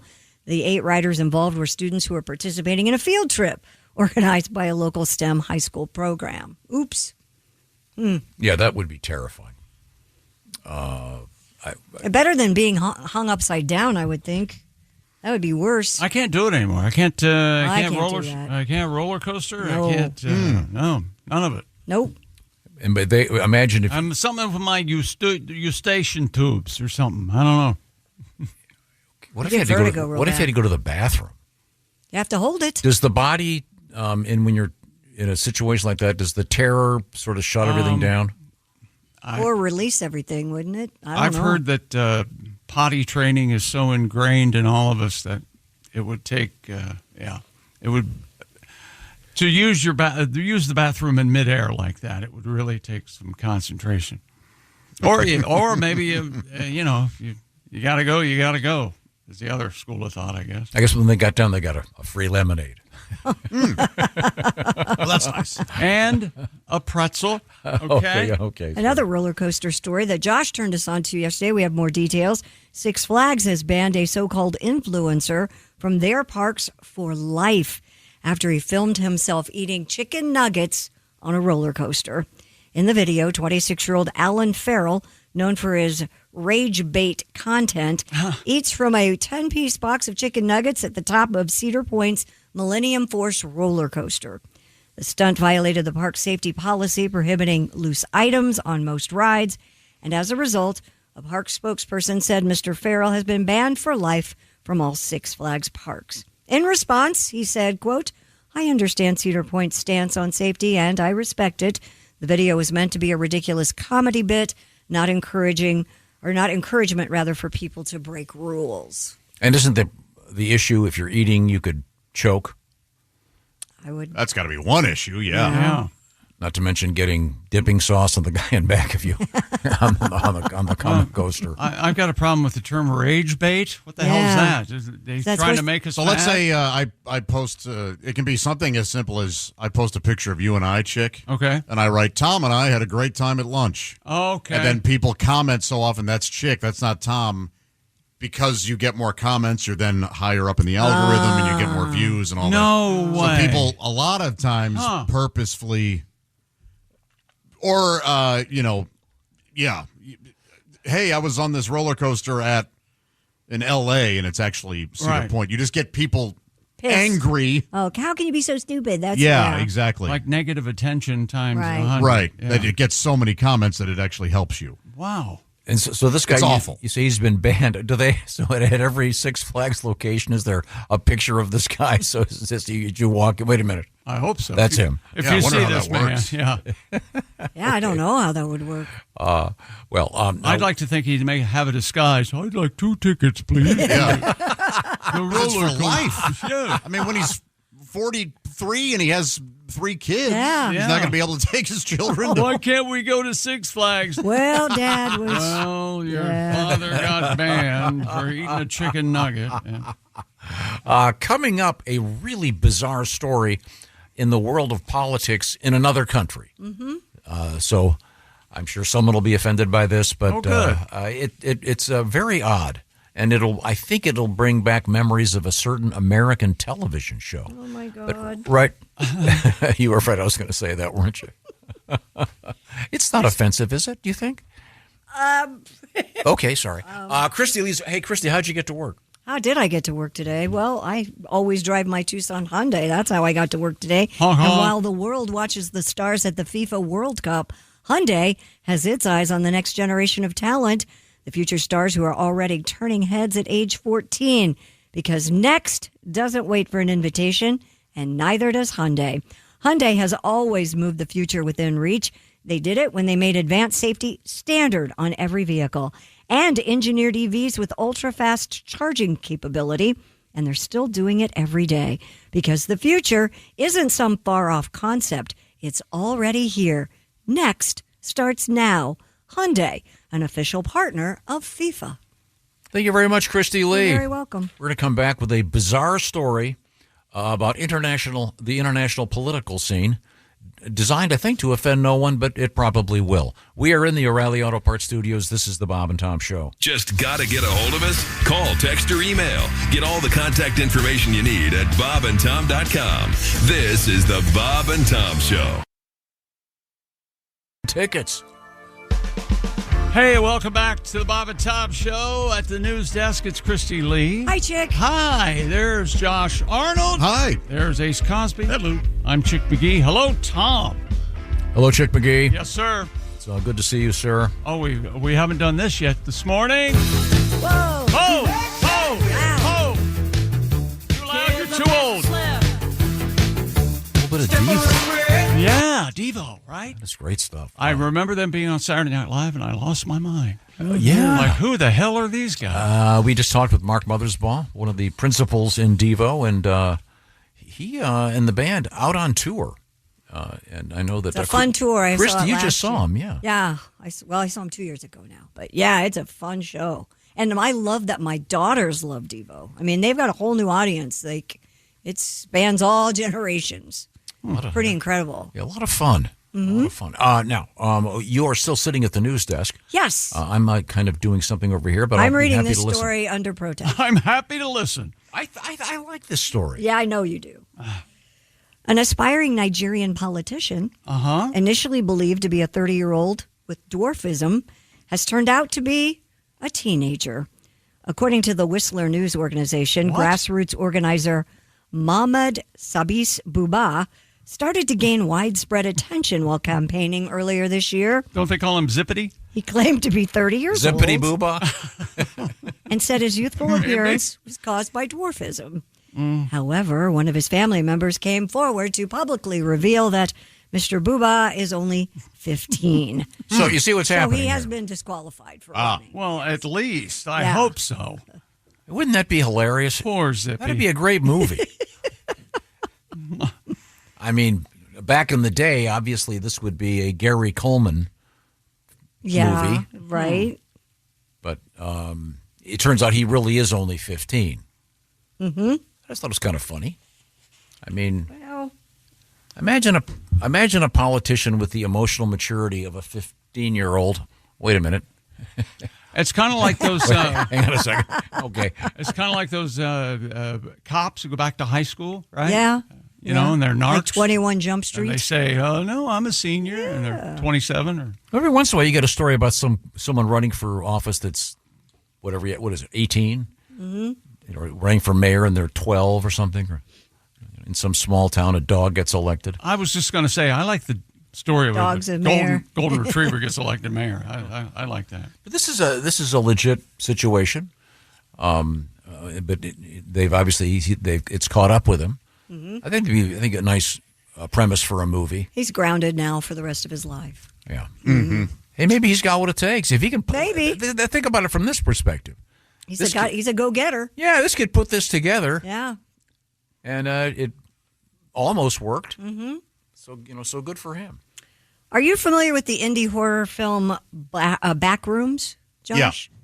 Number one at the box office, beating the latest Star Wars film. Yeah, killed it. Like 81 million or something. Yeah, $81 million in its first weekend. Star Wars, The Mandalorian, Grogu, only $25 million in its second weekend. So, what is the story on this movie? It's an indie YouTuber, right? I don't know much about it. Yeah, 20-year-old kid directed it, and he, I guess it's maybe a short film on YouTube, something like that, and it had a big following. Yes, and, I saw something over the weekend, like a real quick, it wasn't a documentary, but it was on that director. Mm-hmm. Like he's amazing.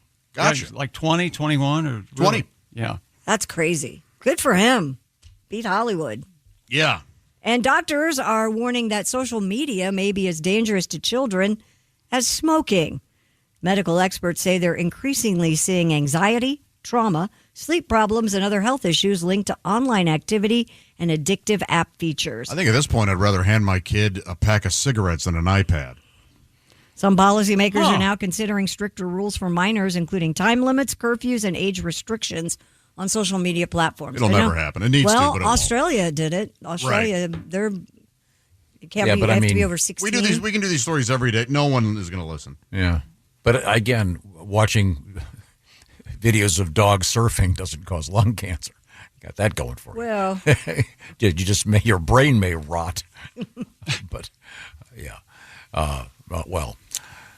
Another news story today, Frankie Valli. Have you heard about this? Oh, no. The legendary falsetto I who love defined Frankie the Valli. Four Seasons. I love him and all of his music. Has canceled the remainder of the band's 2026 tour dates. Oh. The 92-year-old frontman and the only original member still performing with the Four Seasons announced over the weekend he needs to take the rest of the year off to focus on his health.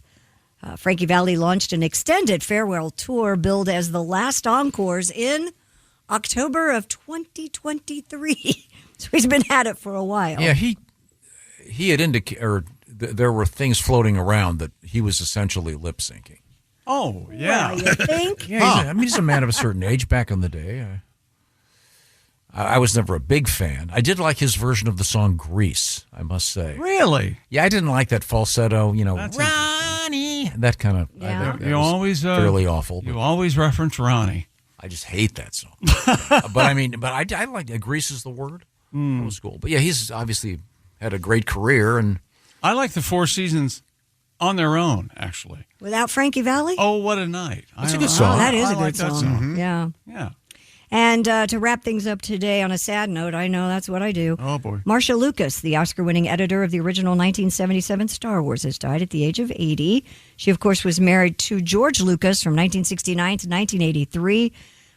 She also edited Return of the Jedi, worked on films like American Graffiti, and Scorsese's directed Taxi Driver and Alice Doesn't Live Here Anymore. Those are all great movies. All great movies, yeah. She was wonderful. Oh, well, that's a shame. Sorry, I'm sorry to hear that. Coming up, we never got to it. There's actually a pretty cool story about Mona Lisa. Yep. Have you seen it in person? No, I have not. I've been to Paris a couple times, but never waited in line. About as big as a postage stamp? It's not as big as you think it's going to be, and several thousand people a day shuffle by it. I don't think anybody's actually seen it for 50-plus years. Oh, really? You think it's a faux? I think you might be honest. I do not think you think that it's is a faux Mona Lisa? I do. I'd rather see all. I found this over the weekend. There are 18 different dogs playing poker. You can collect all 18 if you'd like. Did you buy one? Not yet. Those are much older than you think. Oh yeah, they're like from the turn of the century. Yeah, like 1900. the turn of the previous 19. Yeah. I'd like to see those in person. I would too, like an original. Yeah, walk up, check out the patina, absolutely, Chiaroscuro. Oh my God. Yes, I remember. No other terms from art history. But there's a really cool Mona Lisa story out there, and when you hear some of the numbers, you're going to go, "What?" We'll find out about that tomorrow. Thanks for joining us today. These are the O'Reilly Auto Parts Studios. This is the Bob and Tom Show. Thanks for listening to the Bob and Tom Show this morning. Even though we're not too much to look at, you can also watch the show on our YouTube channel. Square up. Yo, what's going on, man? It's Andre Berto, two-time world champion. I fought. I loved it. I really wanted to do that sit down from a fighter's perspective. My G. What's going on? Caleb Klantz. What's going on, my boy? Now you got a chance to really draw in your audience, to let them see who you are. I've had to have a lot of internal talks to say, do I even want to carry on? But spiders, we know what time it is. Like I think the time is now. Square up. Follow and listen on your favorite platform. Let's go.